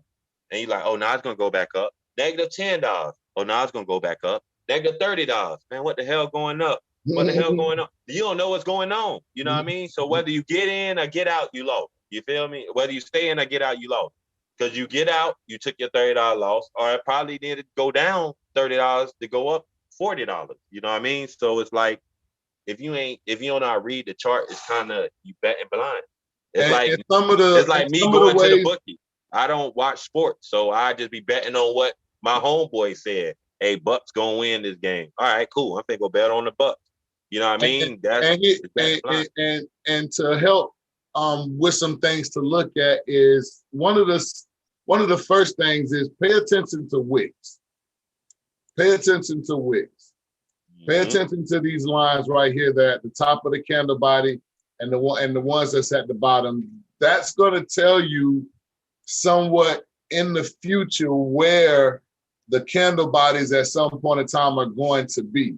So even though, you know, this asset comes way back here and it's shot way up here and you got these wicks right here, a person like myself is like, damn, okay, I'm gonna get in this asset because I know this asset has already set these wicks up here. And at some point in time, this asset is gonna work its way back down, up there or back up to there. You know what I'm saying? With a candle body. And that's important. And it's the same thing with the bottom. So if you come back and you're like, okay, boom, you got all this run up. Okay, boom, I don't see any candle wicks at the bottom down here. So I don't have to worry about it going back down here because of anything over here. I do have this right here. And of course, for this candle wick right here, I have a candle body over here. So we Gucci. I'm looking at this one right here. Okay, I got a candle body over here. So we Gucci. I'm looking at this one right here. Okay, let me come down a little bit more. Okay, boom. All right, I got a candle body down here, so I'm Gucci. So I see this wick right here. Or I come back, okay, boom, I got a candle body over here, I'm Gucci. And I ride it and I keep riding it till I get to a point to where, okay, I'm noticing that even though I was on somewhat of a downtrend, I'm low-key working myself up to an uptrend. It's a slight uptrend, but it's an uptrend. And now my wicks that are on the bottom, yeah, they're on the bottom, but it's on the upward bottom uptrend. So I'm like, okay, this asset right now could be turning. You see what I'm saying? So the first thing to really, really help everybody out there get better understanding about what they're looking at is look at your wicks. Look at your wicks, pay attention to the wicks and know, okay, boom, where it's gonna go and where it needs to go. You know, meaning if we were in this way back here and we seen something and we got in right here only because we seen this wick right here. Like, okay, boom, I already see this wick right here. I know it's over here in the red, but it's gonna come back up. And sure enough, what it do? It met this wick. It's gonna do that. And then you like, okay, well, how do I know if I'm gonna stay in there? Well, look at the chart. I got another wick right here, so we gotta keep going up. I don't have any bottom wicks, so that means we ain't coming down. The next one, I got another wick, we going up. I got another wick, we going up. I got another wick, we going up. And so you're not asking yourself when to get out. You're paying attention to the chart and you're looking at the wicks and you're like, okay, boom, every 4 hours, we're going up. We're going up, you know, and then you get over here and you're like, okay, boom, we're going up. We're going up. Okay, well, hold on. We done went way up here, but this next one ain't come up here. Okay, well, hold on. We done came up here, but this next one ain't come up here. This is where we start like, okay, boom. If we're day trading, we could be getting out of this. Mm-hmm. We could be getting out of this. What's the other reason? I got a wick down here. I got my first bottom wick down here that's letting me know, okay, you know what? It could be time. It could be time for us to come down pretty soon, depending on what I get over here. If I get another bottom wick like I did right here and another one right here, yeah, it could be coming down. Now, if we would have went solid like we did all the way up here, we would have started going back solid. Who knows? It would have went solid, no bottom wicks, and got wicks at the top. We may have still been trying to go up. You see what I'm saying? So that's what I would say the first thing I would advise everybody to do is pay attention to the wicks. If you pay attention to the wicks, it doesn't matter what time frame you're on, they're there. You just may have to stretch it out a little bit more, widen it up, but they're there. That's 3 hours. You know, if we go down to the 30-minute, it's the same thing. They're there. You know what I'm saying? We may have to stretch it out a little bit more, but they're there, and we just pay attention to them. And that'll really, really help everybody out as far as like, even if you don't put no indicators, you're just looking at price action. It doesn't matter what it is. If you're just looking at price action, no matter what the asset is, if you're looking at price action and you're looking at these wicks, it's gonna let you know what time it is. And if y'all really interested in reading the charts and wanting to learn, I'm back focused on the stock market since it been some movement there. So I be in my personal Zoom every morning during the stock market. And I be in option plays. And I'm definitely watching the chart and charting it. Whether I'm in it or not, I'm charting. So if you want to learn how to chart, you definitely can tap in with me in the mornings. All right, if you know me personally, you could tap on my front door. You know what I mean? So, and I got you. I got you straight up. I definitely got you. Because it's gonna definitely, when it comes to learning charts, there ain't nothing we can ever fit in one course, one class. And no, it's too much. I done been over there. Yeah. I don't know how many days. And listen, that's what I'm gonna say. If you know me in person, tap on my door, Trinae. And when we sit over here and learn and we smoke, and don't let me come up with all these other business plans and stuff. Keep me focused on what you coming to learn. Because you know I start brainstorming about everything. We'll start talking about taking over the world. Like just be like, hey man, I came here to learn options. Definitely. Say, bro, I come over there with the intentions on learning options and shit, charts and learn everything else. Learn everything else but that. That's how it be, but it's really, that's what it is. It's like it's one of those puzzles that's got like 500, 1,000 pieces, and you like, at first it feels overwhelming, but if you start working on those edges and work your way to the middle, you'll get there. You'll get there. It can be done. You know what I'm saying? And that's why I keep this up here. I normally keep my patterns on deck so I can go right to them. I'm looking at this one. You know what I'm saying? I'm just looking at different examples all day. You know what I'm saying? And I'm constantly just looking at them. And then I'm going back and I'm, trying to see if I can find anything that's looking like what I just looked at. You know what I'm saying? Examples or whatever. And that's pretty much what it is. You know what I'm saying? And it works. It works, but it's the time. So when you get confident, it's time. You know what I'm saying?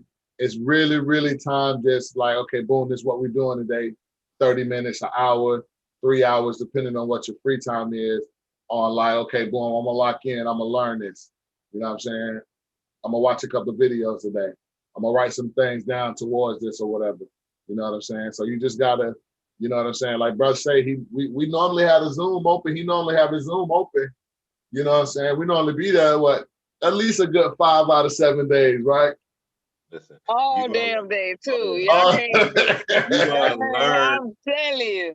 As funny as it sounds, you're gonna learn more about the market when the market closes. If you take that time to learn about the market when it's closed, you'll become a good trader because you'll start understanding more. Because you'll be reading stuff, and then you'll see it happen the next day or the next week or the week after that in the market. You'll be like, oh, this is what I just learned about. Other than trying to learn it as it goes. You know what I mean? Definitely if you betting money at the same time. Because you more focused on you making or losing the money than why the hell it went up and down. You know what I mean? So definitely. But see, my thing with that is I'm on YouTube watching videos. I'm doing all that researching and this, that, and the third. You get what I'm saying? But for me, I'm more hands-on. I need it to be right in front of my face. You gotta bring a laptop over there. That's what I've been saying. The next thing I've been saying is like, even just watching YouTube. After you watch a YouTube, your brain only gonna take so much in. You gotta go to TradingView or have TradingView on your laptop. Watching YouTube and click and learn how to navigate. Because as you touching it and looking at it and learning it, your body gonna take it in different. You know what I mean? It's gonna take it in way different. Yeah, that's what I was gonna say. As far as like the group, it's in a sense it's the same thing. Okay, cool. You watching YouTube videos and shit like that, but I guess because you can kind of pause and ask questions and shit like that while navigating, it helps in a sense. Where it's the same thing as if I were to be doing it, like you said, clicking as I'm watching, shit like that. But that option ain't no joke.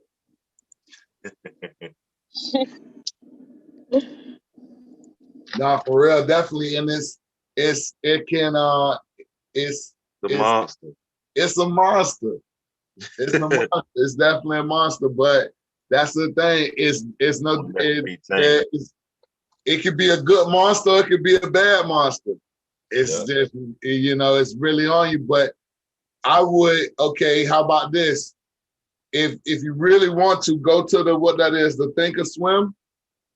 Yep, paper trading. Go to Thinkorswim and sign up for paper trading. It's free. It's going to be live price action, meaning you can still look at tradingview.com and watch the live.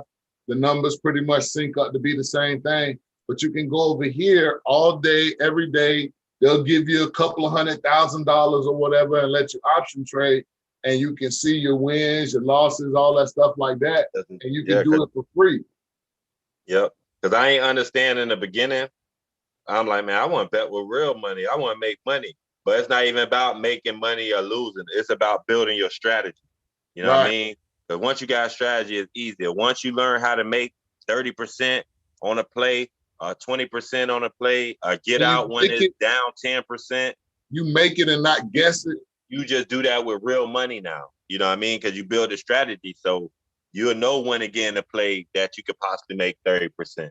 Or you'll know how to get out when you down 10%. So when you implement real money, it'd be easier than trying to start off with real money learning. Right. Definitely. And then it's one of those things, okay, boom.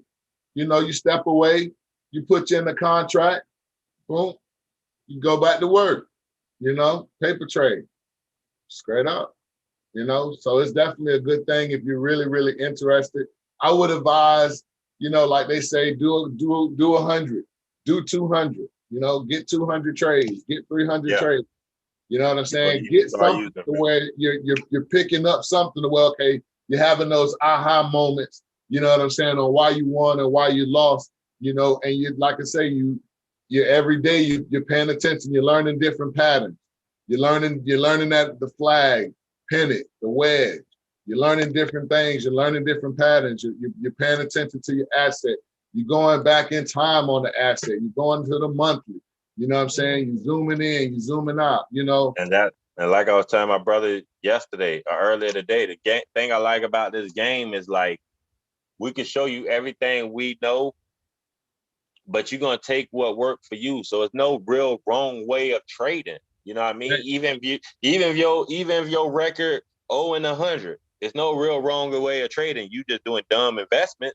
But there's no real wrong way of trading in a sense. You know what I mean? So, because I know I see things that my brother might not see and vice versa. He see things I ain't going to see. You know what I mean? So whatever worked for you, worked for you.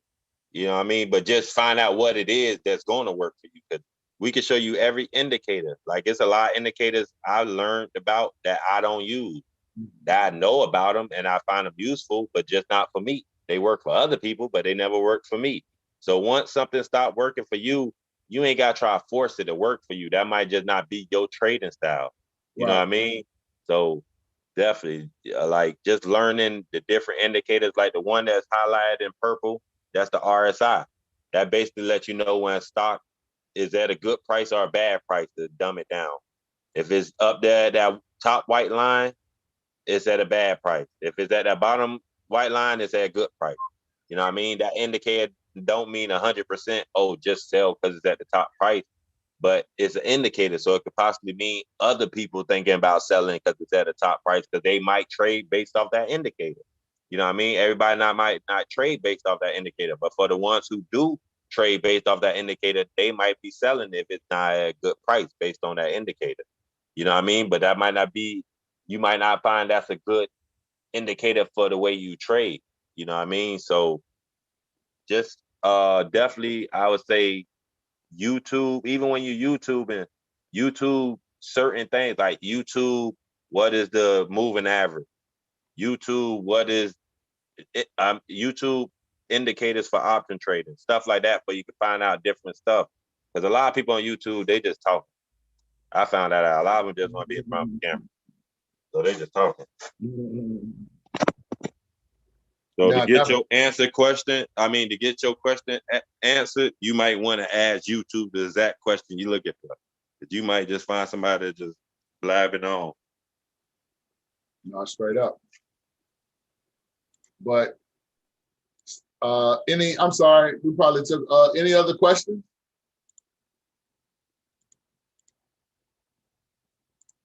I like this one right here. I like this one right here just from a standpoint as a trader. I like that. I like where it's at right now. And I like that right there. I like that angle right there. And everything's pretty much filled in. So we could be on the way up, could be, you know what I'm saying, and be working our way right back up to here. I like that. And then other reason why I like it is because even if I want to give it at least a couple of weeks, the price for it ain't that bad. That's $18. You know what I'm saying? And they want to just continue to make some money. So I may have to compound it so I can really, really get that $51. But I like that price of it. And I like the direction of where it's going right now as far as an asset. And I'm catching it possibly in that red. I may get in, I may get out. I mean, I may get in it. I'm just looking at it right now as we're talking, but those are certain things that I'm looking for. I'm looking to see where it's at. Where am I catching it at?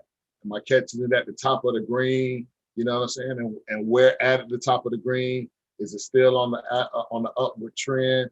Things of that nature, you know. So it's a lot of things that play into it. Is it a couple of people in there? There's 1,200 people at least in here. So if I just want to get in for it the next day or two, maybe up to Monday or something like that, and then sell it, it'll be somebody to sell it to. You know, the theta's not that bad. I'm only looking at about 60% right now. You know what I'm saying? I can't beat that. You know what I'm saying? For this particular payout, I may not do a whole dollar within this time frame. You know what I'm saying? Being I'm only coming from here, which is $1.93 up to possibly $2.28. So it's only about a little bit over 30 cents. So I'm looking at about 30% of $51, you know, in a sense of what I'm really realistically looking for it to hit. And that's only because I'm looking at this little wick right here. And we could have come down right here for a little bit and then work our way right back up to here. So I would just be looking for that little 30 cents, but I would have to compound it to probably get, of course, $1 worth. I'd have to get at least like maybe 3 contracts, you know what I'm saying, to kind of make sure that I get my 90% or close to 100%, which is close to $100 or so. So, you know, it's different ways to work it, but, you know, it's the things that you got to look for in a contract and in a stock that are going to make you even give you the opportunity to even, you know, complete your strategy. And like one of the sayings, like I say, the volume, the Greeks, the delta, the gamma, the theta, your time frame, giving it some time. So just in case, if you have a little red, if you're going up, you got time to bounce back, or vice versa, you know, give it a little time, you know, so just in case if you got some green, but it's going to start going back in the red in your favor so you can start winning, you gave it a little bit of time, you know, and that's definitely important. And then also looking at the charts and seeing that the asset has already really, really come down, and it has technically already came down a little lower because this is our last kind of big low, but we were already lower right here. And it looks like we could be done as far as coming down.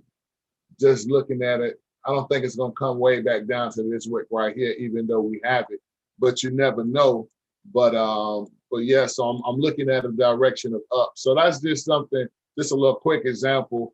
I'm not saying that I would get in this, you know what I'm saying, or saying anybody else to get in it in any way, shape, form, or fashion. I'm just using it as an example of what I would possibly do if I was getting in, or what I would look for as far as the price, the strike price. I can pay for that. I can pay for a couple of those so I can compound whatever my delta and my gamma is, you know, and just making sure my volume is a decent amount of people, making sure my delta, my gamma, my theta is something I can live with, you know, making sure my buttons are lined up, I'm buying, you know, and I'm gonna do my thing. Any questions or anything extra?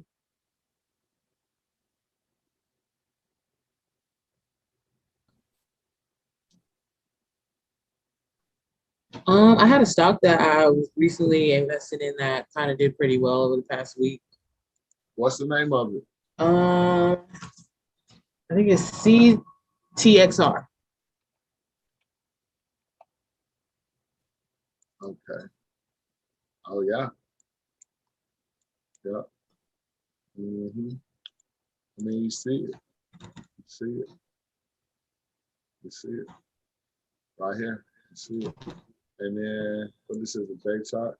So you see it right here. We still.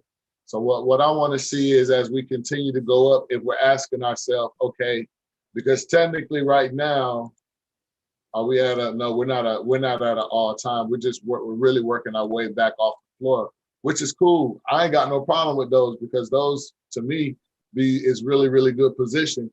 If it has a history of being somewhere in the past at a higher price and they still got a good product, they got good fundamentals, you know, they're showing that they're picking things back up.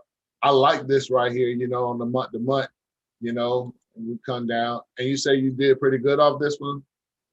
Yeah, I made about, I think 350 in like the past week. Oh, that's not bad. And shares are options. Shares. Oh, that's not bad. That's not bad. That's definitely pretty good. And just buying and holding. That's the thing. Also, you don't have to necessarily, as you just heard, you don't have to necessarily buy contracts. You can just buy the shares because you see it's in a good position. You know it's going up, and sell. You know, you can do that also.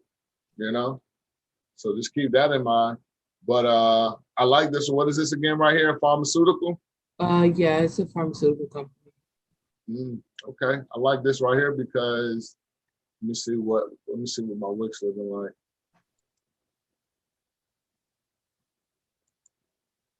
Okay, now we're getting a little bunch up. How we seeing what's going on?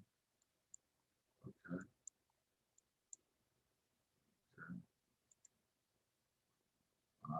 Okay. The light is still going up.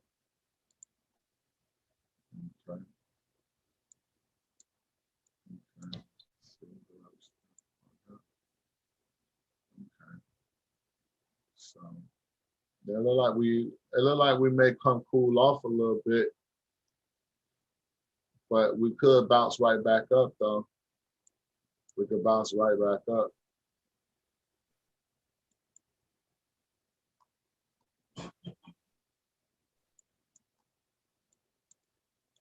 What did it do after hours? Oh, it did 11 cents today. Yeah, that's not bad today. That's really good.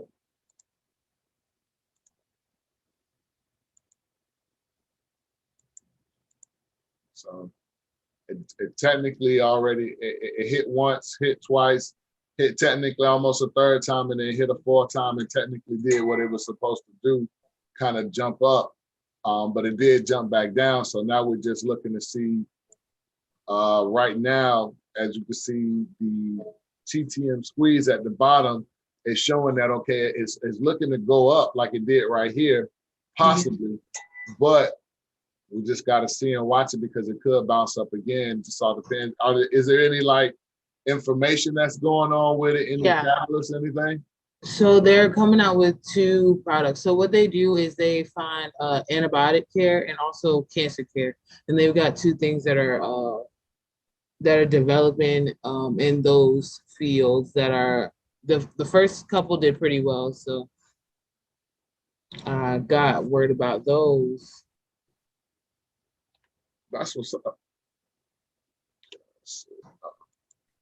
Because I worked in pharmacy for so long. No, that's definitely smart. Let's see, up 14%. That's good. Sound. Okay. I like that. I like that. And so you just, and once again, when did you find out about this particular company right here? About 2 weeks ago. I just did a little bit of research, waited for it to go down a little bit more. and got in at like, I guess like $2.70 or so. Right. So okay, It was someone that like was riding on it with their 401k. So you didn't get in 2 weeks ago. When did you get in though? I got in, I think, let me see. I think like Monday or Friday of last week, one of the two.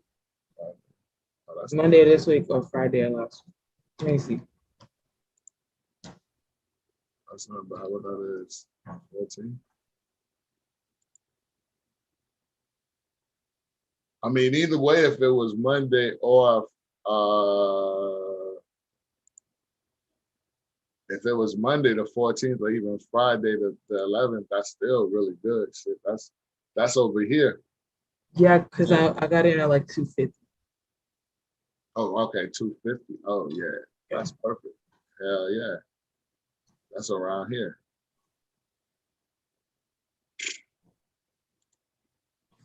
Right.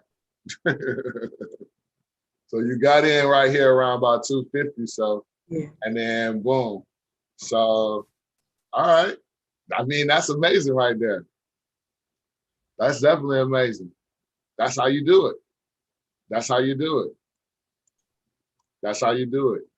Could this asset want to now start to come down a little bit and maybe retrace? Who knows?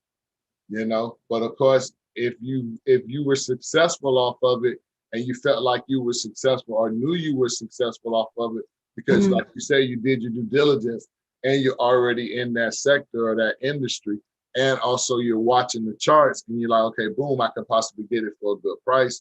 Boom, all those things work. That's really how it is. Like you go over here, you go over there, you go over here, you go over here, and then you do something, you know, right.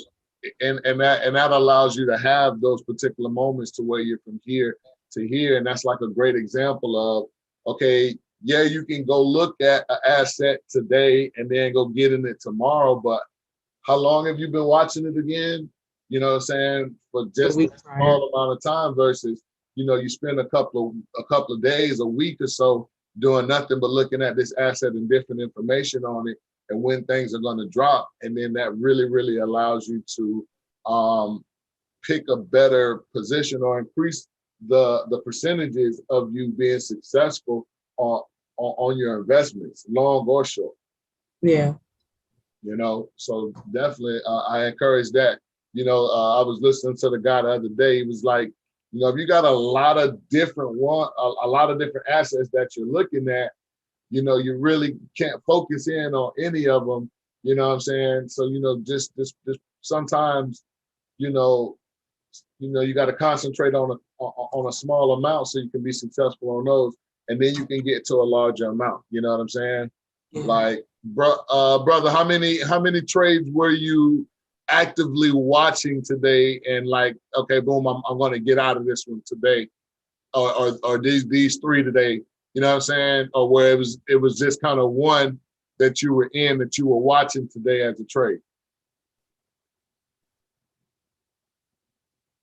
Is he still there? I must have lost him. Okay. Yeah. But yeah, it's really difficult to be watching multiple different assets like that and really be successful. I just want to make sure I just let that be known. And until you get to a place to where you have all of these different, you know, formations, you got them down packed, you can see them from front to back and you know them all, and it's a lot.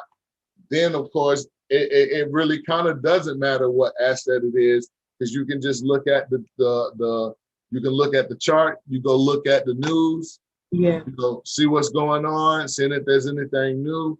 Okay, boom. And make a decision, you know? So I'm really good at figuring out an entrance strategy, a buy-in strategy, but I don't know how to decide an exit strategy because everything that I've invested in so far has been for longevity. Right. Well, as far as an exit strategy is, realistically, when you get into this, are you like, is this particular company, based upon the information that you've read about them, are they going to be here for the long term? You know, okay. Plain and simple. Like if you don't think they're going to be around for 15 years, you know, why would you think about holding them for 15? you know? And if you think they're only going to be here for a year, but you think that you can be profitable with them, with the stuff that they're coming out, you know, or they're going down and you want to do options and you want to make money on them as they go down, you get into that for. So, you know, you don't want to, this is where you have to really be truly honest with yourself about what you're invested in and how long you're going to be invested into it. And it's okay to be invested in something for a week and that's it. And we move on to the next thing, or we could be on something for 2 weeks. You know what I'm saying? Like you were saying with this, you're on there for 2-3 weeks, you made your 300 or so bucks. You know what I'm saying? That was well time spent. And now you may not come back to it until it's in position again, you know, or you may move on to the next thing. And that's really what it's about. You know, but that's definitely the thing to do. And it can be done. It can definitely be done, you know, because especially when, and it's better to be doing what the sister was doing right here because she's making money as it goes up by buying shares, you know? So just keep that in mind. So that's a strategy also that people do, you know, hold it for a couple of days, a couple of weeks, and then get out of it if you see that, hey, it's on the come up, you know, and this asset right here is definitely on the come up. So, but yeah, that's definitely, I like this right here. What is this, the price of this? 330 something. That's not bad. That's not bad. Does it have contracts?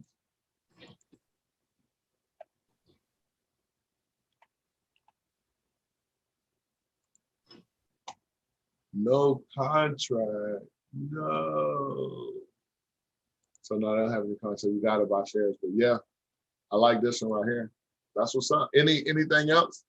Do you think it's still gonna go up, or what are you thinking?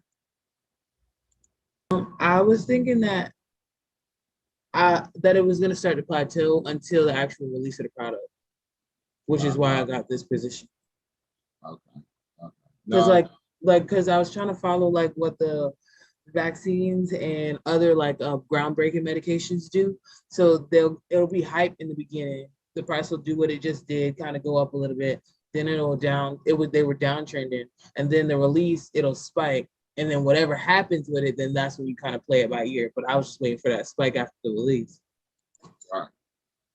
No, I completely understand. No, but definitely as we look at it on the 2 hour and on the 3 hour and the 4 hour, let me see, we got at least another. So there's a possibility that, you know, okay, it does have history. So let's see what's going on right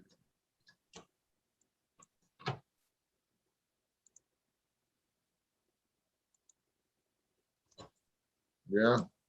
So it's gonna hit 350 and then maybe run into a little something else there around here. So definitely once you go through it and you start looking at the areas to where there's a lot of candle bodies starting and stopping and a lot of activity, and then you know, okay, boom, like you say, you got out, boom, you got paid, you may wait,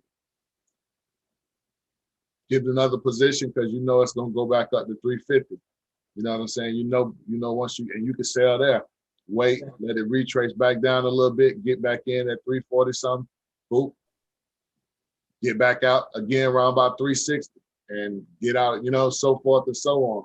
But once you understand also the other aspect of it, that when you see a person put horizontal lines, what they're doing is they're looking at an area and they're looking to say, okay, boom, in this particular area, there's 1, 2, 3, 4, 5, 6, 7, 8, 9, 10, 11, 12, 13, 14, 15, 16, 17, 18, 19, 20, 21, 22, 23, 24. Let's see. I'm not going to count those. They're too low. 25, 26, 27, 28, 29, 30, 31, 32, say 33. There's 33 different candles in this area. So what I want to try and do is put a line in the area to where I can hit the most I can hit out of these 33. Of course, I'm not going to be able to hit all 33 because they're in different price action areas up and down. But throughout there, they're going to be areas that are going to show, okay, boom, I can really, really see that this is an area like right here. I can really see in this area, okay, I had a candle right here, rest right here. I got a candle going through, candle going through. I got a wick going through, candle going through. I got a candle going through. I got another one resting right here. The resting ones is the kind of the help you or the giveaways to kind of say, okay, this is something right here. At some point in time, the buyers kicked in right here and started buying right here. You know, same thing right here. The buyers kicked in around this area and started buying right here. Same thing right here. The sellers kicked in and started selling and selling down, but they couldn't sell it past right here. And that's because, as you can see, buyers, and buyers, this particular price right here of $3.64 back in the day was a strong price for the buyers. So the sellers really, really had to come with a lot of power, as you can see right here and right here and right here, to really push past that price. So this is how you really find out what's going on and where to put your lines or those pivot lines that kind of give you this right here as you're looking, where's it at? Right here, these lines that are for, like my brother was talking about, these pivot lines right here that are for this particular indicator. But if, as you can see, they only go up so far unless you want to go to it and then you go to settings and then you type in show historical pivots, and then now it's everywhere. You know, it's crazy, you know. So it can be kind of busy like that. So you don't really want it that particular busy because you really can't see your asset unless you start really scrolling in. And even within, you just got so much going on and you got so many options to where so many options, you're like, well, damn, do I even want to get in? Because it can go anywhere with all of the options that it's giving you. So you want to go to the settings right here, that gear, and then you want to take off the show historical pivots. But you yourself want to be able to find pivots. I think that's important. Even though that they have a finder that'll help you find it, they won't help you find the ones that have been in the past, way back here, that are going to line you up and let you know when you start going back over here in this area that, hey, it was some areas over here that were a little tough. You can already have those marked out and know where your asset is going to go. And then, so if you're buying shares and you're not really just, you're not doing options, so there's no time frame on it, you'll have a better idea if you feel like it's a solid company, whether now, okay, boom, I'm just gonna hold and chill maybe for a month or 2 months, because I know it's not gonna hit its all-time high, so it can't do anything but just continue to just go up and just show better 52-week highs. So just once you get better understanding of what to do on the chart and how to create your lines and ways to create them, that's another big thing on like how you're creating your lines. It's always, it doesn't matter if you're going horizontal or if we're going diagonal, the objective is the same thing. If I want to put horizontal lines right here, I want to put horizontal lines in the area that touches the most candles. You know, it's the same thing. I want to put it where it touches the most candles. You know, in this particular area from here, counting all the way down to here, I want to see how many candles I can touch on the top part, and I want to see how many I can touch on the bottom part. And this is how, in my opinion, this is ways to help you create trend lines, go it downward or upward. Does that make sense to everybody? Yeah. Any questions on that?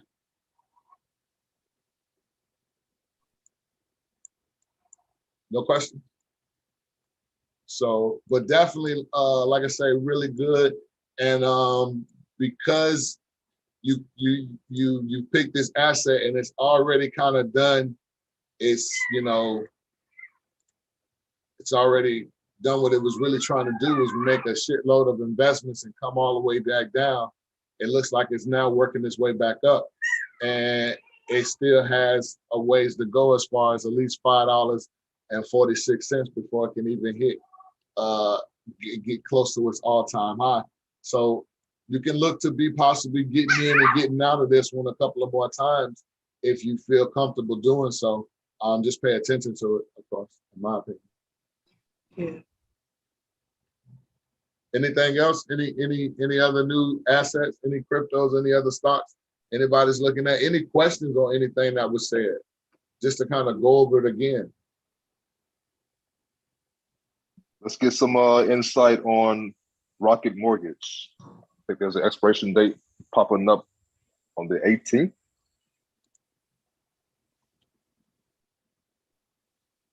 I'd like to see your chart markup, Khalif, and Jeremy. I'd like to see your execution on how would you go into this market.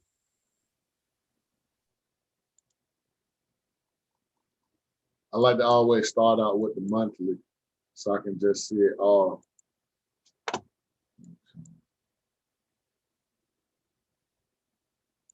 And then when it's like that, I want to go to a line just so I can see, okay, all right, so we are, because sometimes when you look at it and you just see it and it's like, what does that mean? You know, so sometimes just simplifying it and clicking on your lines to be your chart can just be, okay, boom, I can see what's going on now. This thing it started up here, but it's going down. It started working its way back up. Now I want to see, okay, boom. So this right here, this low right here is definitely higher than this low. So could be, like I say, working our way on the uptrend, but I just got to flip back into the candles just so I can see. And you say you got a contract on it, Cuzzo? Or are you just looking at the contracts? Oh, speculating. Speculating. Contract. Oh. And this is for the housing market, right? Yes, Rocket Mortgage. All right. Okay, right. So, okay, so definitely came down, you know, but this is strong right here on the weekly chart, you know. I just want to see what the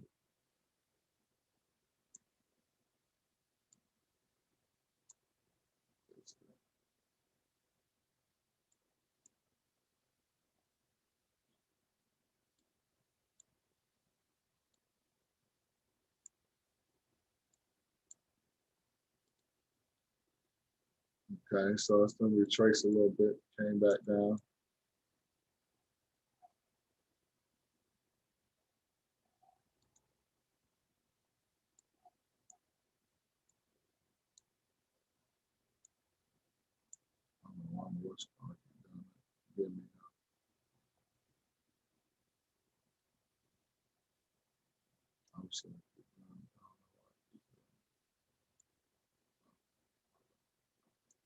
So it's definitely trying to come up out of this right here, or it has, because this is definitely a nice little drop, and then work its way up, and it came back up to here.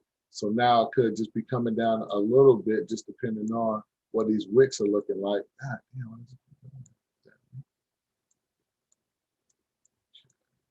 so, all right. So I see this right here. It may want to come down and test this just to bounce back up. But if we are bouncing back up, it's to possibly go up here and meet this wick right here. I mean, it's probably, of course, it's going to have to hit this R2 before it does, which this is that area right here. You know what I'm saying? This is why the R2 is right here. And then the next one is right here, this R3. So it's no, when you're like, okay, if you're trying to understand the pivots, anybody, all you got to do is just look at the price action in the history, because that's what they're going off of. So the reason why this R2 is here is because of this area right here and this area right here. Same thing with this R3, this area right here and this area right here. So I think after it does what it needs to as far as filling this in, it can bounce back up to at least probably up to here, and then just come back down a little bit. Could this be a good time? Yes. How long are we talking about on the contract?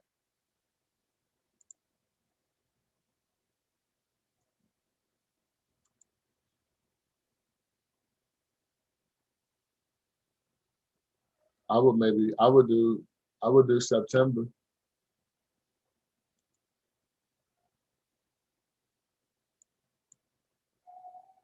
Unless you're trying to day trade it.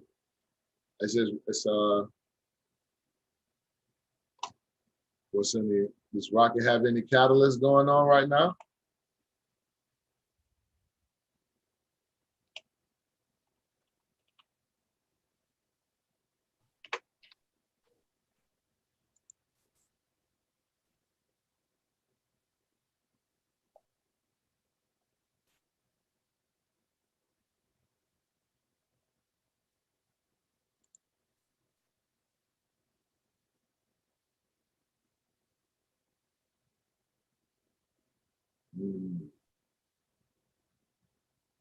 Is the housing market doing something? It looks like it's trying to make a little bounce back. So I would definitely look forward to hit up around. What do you think, brother? Yeah, I was hearing somebody definitely was entering a big contract with RKT, and especially for on the 18th, is when the options expire. Right. So yeah, definitely just speculating. They said this price is going to definitely.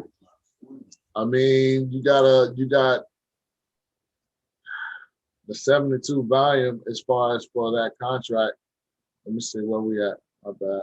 I'm sorry, I was too high. Okay, so up here $28. How many people? 679. So, there's a possibility, but just know, it's $10 on this $28 contract. So that was today. Somebody got hit with that. And tomorrow, and they're telling what it's going to be tomorrow because it's going to expire in 2 days. So it could go up a little bit more. So, and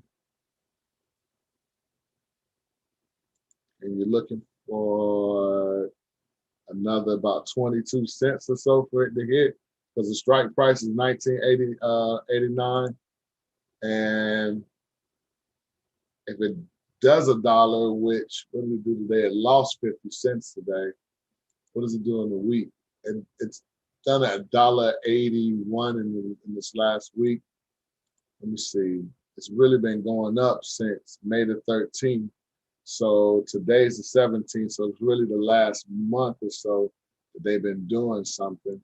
So in the last month, what have they brought in? They brought in like $2 and about 50 cents, 240 cents in the last month or so.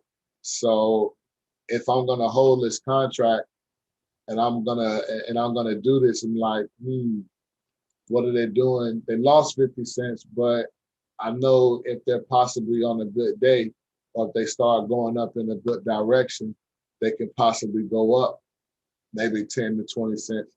So, it just depends. You would have to, of course, to really benefit off this one, because this one, unless something's really, really crazy about to happen, I don't think it's going to do like a couple of dollars.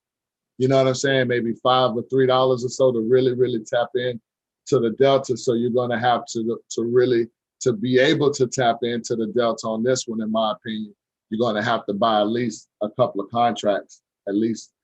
I would say at least 10 to 15 or better, if you're looking to make it worth your while. In my opinion, I don't know. What you think?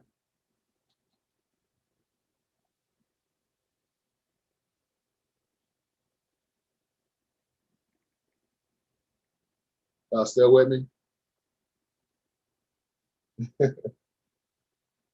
Go ahead, because my apologies. Say it again. Oh no, you good. I was just saying, in my opinion, you have to get at least a couple of them, at least about 10 or so.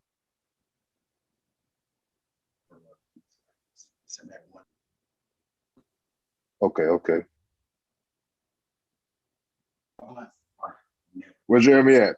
I was trying to get his intake on it as well.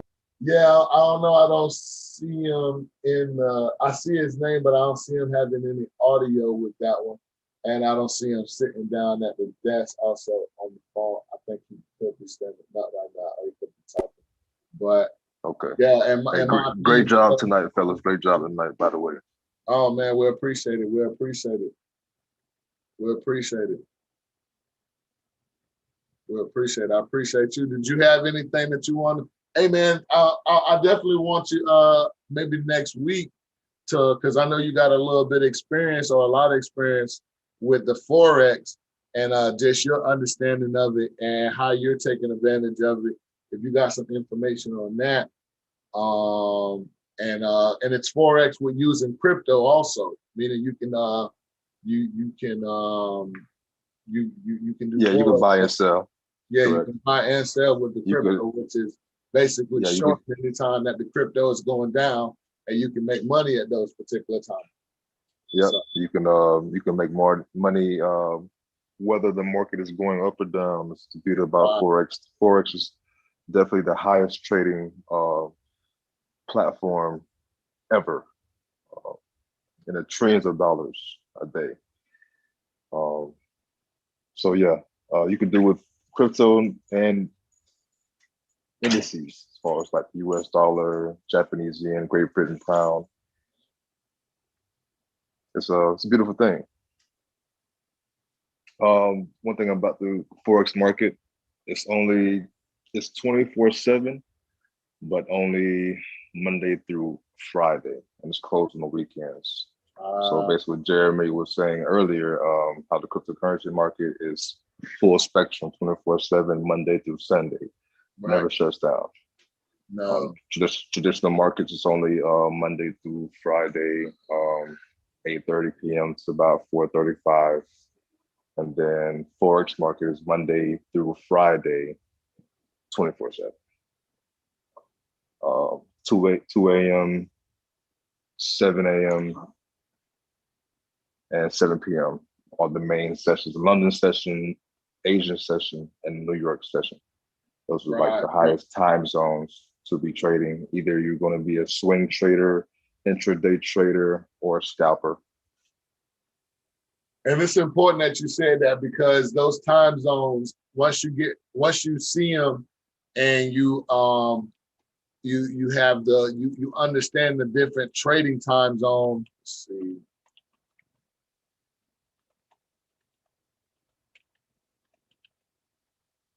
Once you see those and you understand the major ones, like you were saying, then you understand, okay, I understand why the market is up right now. I understand why the market's down right now. You know, China's just waking up, or London's just going to bed, or, you know what I'm saying? New York is just waking up.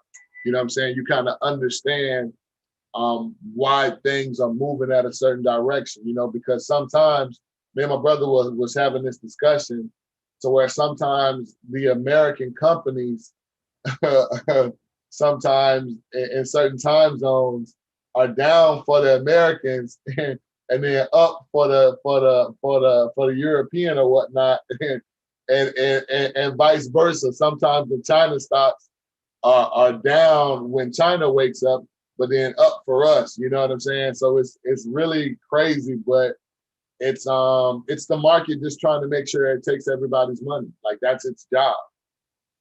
You know, that's how I look at it. You know, so you got to look and understand, like you said, it's chess, not checkers. So where like, okay, boom, the market's like, okay, boom. You would definitely, as being from a certain country, probably want to invest into a certain company or asset in this particular country. So having it up as soon as you up may not be the best thing for the market. That's going to play right into it, versus maybe it's down right at the beginning. So you're like, dang, and you're discouraged, and you're like, dang, the market's down. But as you go through lunch, it starts working its way back up. And then now, boom, you done missed it because you was thinking it was supposed to be in the first part of the day, but really it's around the lunchtime of the day, which is another time zone being activated. It's real crazy like that, but once you understand it, you'll understand why certain times kind of crank up or get pumped up, or why certain times kind of pump down in a sense. Exactly. That's exactly why, especially dealing with the crypto market, that's why you see a lot of their percentages, high percentage gains are definitely 3, 4, 5 in the morning, because while the US is asleep, you got the big whales, big whales over there in Asia, just straight going crazy. Nah, you're right. You're right. Definitely. So, but I'm definitely proud of like the U.S. as far as not necessarily the government, but I'm definitely proud of like where the U.S. is trying to go as far as like dealing with crypto and innovating it, because like the U.S. is definitely like the top 5 country in the world that's on top as far as dealing with Bitcoin and cryptocurrency. So we're definitely in a great country as far as we can make opportunities for ourselves. And yeah, I'm just so proud of, because it's a lot going on and everything is becoming new again. You know, we're dealing with new laws, new tax laws. This is something we ain't never have to worry about 5 years ago, because it didn't exist. We didn't give a damn about taxes, paying taxes on what? Our crypto? You know what I'm saying? This is our money. This is your money. Like, the government ain't got nothing to do with that. But all of a sudden, they see that we've been eating on this. So it's like, oh, we want a piece of that. Let's get some of that. You know what I mean? So it sucks, but you know, we got to deal with. It's okay if we make $1 million and the government want 10, 20,000. Okay, whatever. Here, that's because you know it's part of the game, and that's where we live. If you want to live in a country that you want to deal with that, by all means, great. There's definitely other countries that don't have to deal with that at all, like Singapore. You can go over there and not pay taxes on your crypto. No capital gain taxes. It's your money.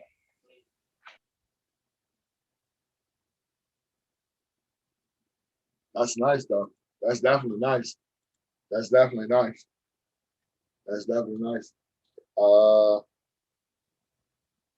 Somebody got any questions? Any comments? Of course, just to reiterate, if you missed it earlier, that Shiba is going to be on what, Coinbase Pro tomorrow? Something like that? I'm so excited. So excited. And this is like, Coinbase don't like, this is actually the first time Coinbase actually moved this fast on the cryptocurrency that's been out for a year. You know what I mean? They moving fast only because they see the community and they see the use case of it. So it's like, okay, yeah, let's get a piece of this. That's Shiba. Once just because the price, man, the price is just, you can trade on that, man. You can trade. And then like, what's going to be the bread and butter of not just the Shiba swap, but the leash token. The leash token is actually the most valuable cryptocurrency out of the sister cryptocurrency from Shiba and Bone.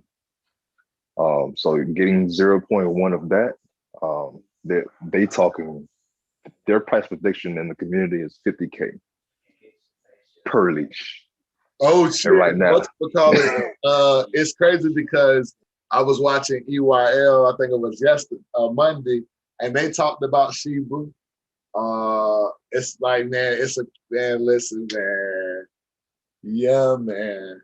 And then once we get Shiba Swap to start burning some of these, man, they got to start burning. They can start burning. See, I'm gonna tell you my strategy. I'm not going for too much of the digging and the burying, just because if they're going to be burning circulation, which means it's going to create some form of scarcity, which means it's going to be less coins, so mean they're going to be worth more. I'm just going to just hold on to mine and just let them be worth more. And I'm still staking, so I'm getting free coins as other people are burning some of their coins to participate in digging and burying, and also creating the burn effect, making the ones that anybody has more valuable. So to me, I'm just like, while they're doing that, I'm just going to just be collecting more because they're going to be worth more. That's definitely a good strategy. Definitely a great strategy. You could also go into it like this because we don't necessarily know how much the requirement is to use the seed for it, to get buried. It could be 1 million coins, it could be 2 million coins or whatever. So like that's definitely a good strategy. Yeah, like at the end of the day, for sure, especially when you're able to stake, you're able to get free coins, and of course you need to hold majority of your Shiba because it will become scarce, and Right. the price will definitely increase in value. Right. So that's why I'm like, well, damn, I like what they've done to where they've created this system that can help make the price go up. But in participating in that system, I actually lose Shiba. Yeah, I gain this other thing that's worth more than Shiba, but it kind of it's almost like smoke and mirrors to me because the thing that's worth more than Shiba, also I have to buy it for me to get a lot out of it. I have to get a lot of them, and I can't because it's worth a lot. See what I'm saying? It is worth a lot, but I believe that's the beauty of the Shiba swap. I believe the Shiba swap will also allow you to swap for your leash and bone. Yeah. So like if you're getting, let's say, 10 million Shiba, if you're getting 10 million, if you're earning 10 million Shiba every 7 days, I think a person will definitely be able to afford to Shiba every 7 days. You gotta have like 10 billion. Man, listen. You look at some screenshots of these cats like staking. These cats is going crazy. Yeah, I just started staking this week all of my Shiba because I lost quite a bit of money on it, and I probably got in the past week back. I probably got 60,000 more Shiba. Yeah, and you can't beat that, like, because you start going from week to week. And watch this, while other people are participating in the Shiba swap and the burn effect, it's making yours more valuable and you're collecting more. You see what I'm saying? So that's how I look at it. It's like, I look at while they're doing that, I could be doing this. You know what I'm saying? And doing this is a lot less, to me, I just look at it as it's a lot less complicated. I just got to buy Shiba and stake them. With the swap and the dig and the bury, like, it's definitely, if once it comes out and we can get some actual history on it and some reviews from people and some experience, then we can really, really say this is what it is. But right now, it's just what everybody has been kind of not speculating, but kind of just regurgitating what the white papers or the wolf papers or whatever have indicated that this is what it does. I still need to see it do what it says it does. You know what I'm saying? Correct. And also, go ahead. Also to add, this is not financial advice, but I honestly do believe that you, like anyone, if you're dealing with cryptocurrency, you gotta have some Bitcoin in your portfolio. Bitcoin is king. What's been going on in the cryptocurrency market? It's so like cryptocurrency market. It's like look out for each other and look out for the market itself. So when Bitcoin is high, people are selling. When the market drops, that money moves to the altcoins. Once they get the high percentage on altcoins, guess what people are doing? They're buying back into Bitcoin. Bitcoin is king. You know what I mean? So like all these other smart contracts, ADA, whatever other cryptocurrency out there, also built on the Ethereum network, allowing smart contracts to be built on the Ethereum network. Now, Bitcoin is going to start building, having smart contracts built on its network. Right now, Bitcoin holds 45% of the market and dominates one asset, holds 45%. The other 10,800 holds the rest. So that says a lot about Bitcoin, one asset. So therefore, if you're going to have another additional 10,000 being built on Bitcoin, that's going to cause Bitcoin to skyrocket out of the world. That's why I also think Ethereum is also undervalued, because all these other projects are built on Ethereum network. So one day, I do believe one day Ethereum will go crazy. Definitely get as high as Bitcoin or even surpass Bitcoin. Who knows? But for sure, definitely diversify your portfolio, but definitely definitely have some Bitcoin. It's going to be a time where Bitcoin will be scarce. You know what I'm saying? You got to think about it like this. These billionaires holding majority of Bitcoin, like these people got 100,000 Bitcoin, steady buying. Michael Saylor, he's about to sell. I think, I'm not sure how much. Say he wants to sell how much of his company stock, but he's gonna sell that just to buy more Bitcoin. You know what I'm saying? So why are these people buying Bitcoin? Why? What do they know that we don't know? Guess what? We do know the same shit. So that's what we can do too. We're gonna buy it too, because it's only 21 million out there. It's 19 million circulation. So Bitcoin goes to $1 million. You know, you definitely gonna want a piece of that. 1% of that, 2% of that, whatever you need. I definitely highly suggest you get some Bitcoin though. Price prediction for this year says it's gonna be 100,000. Wow, why won't you get a piece of that? You know what I'm saying? So that I always encourage people, diversify your portfolio, but make sure you got some Bitcoin in there.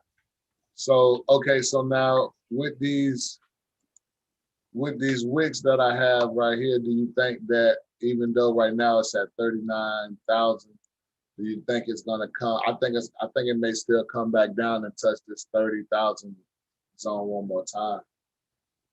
Because I think the liquidity right now for the crypto market is right now like low key just taking a little break right now to let the stocks kind of pop off or something.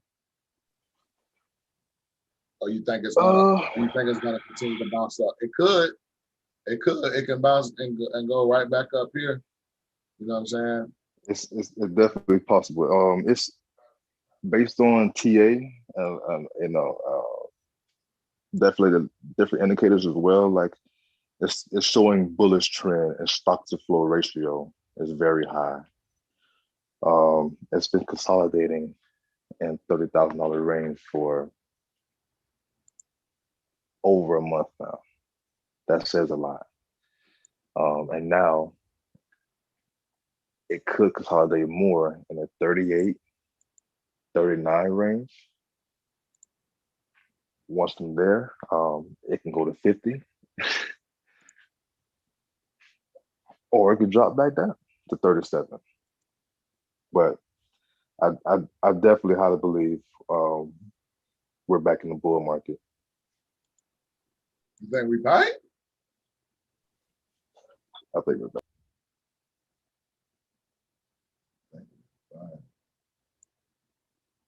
Oh no, I see. Oh no, it's not going to be overnight, but I'm still bullish for sure. Of course.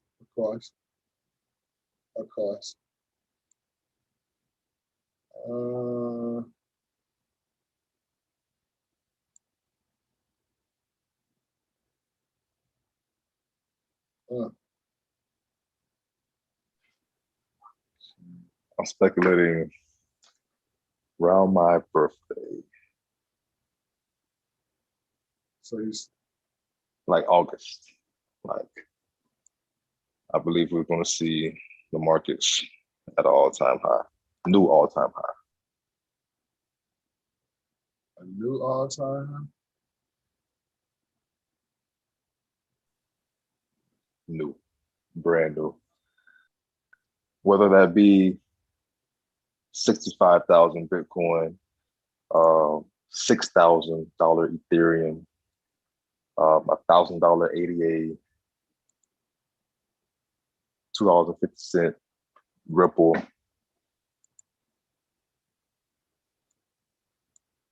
Don't play now. Play. I think it can bounce back up. I don't know if it's ready to. I don't know if it's ready. It could be ready, but I don't know if it's ready to really. You know, I don't think it's ready to go past that 63,000 just yet. I don't know. We're gonna see though. I think it will turn. I can see that. With all of this right here going on, you know what I'm saying? I can see that. I can see that. Bitcoin. I can see that.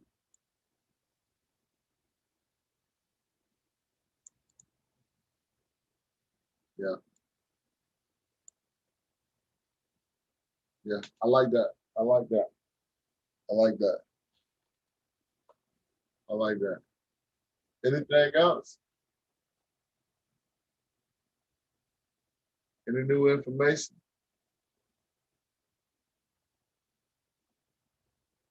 All right. All right. Well, shit, we've been going for about shit, about 4 hours and some change. 8 something. So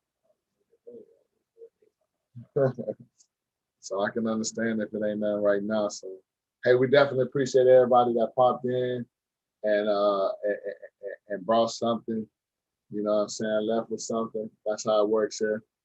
And we back on next week, same time, you know, and I appreciate everybody. Anybody got anything to say before we get off? I shut it down. Thank y'all.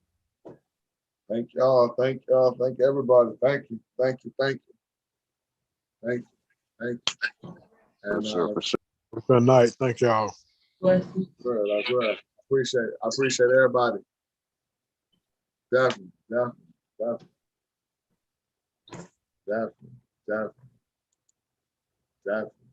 we're gonna shut it down. Everybody be safe. Have a wonderful night. Get some rest. And if you're in the Telegram group, you'll probably hear from me tomorrow. You know, if you're not, try and definitely get your information over to somebody so they can go ahead and get you in the group. You know what I'm saying? Pull somebody to the side or whatnot, or leave your information in the chat right now, and I'll go ahead and add you. Leave your telephone number or whatnot, and I'll add you. And yes, so we can keep this information going, and everybody, you know, keep looking at some new things. Bring something to the table. Everybody have a wonderful night. Likewise. Peace.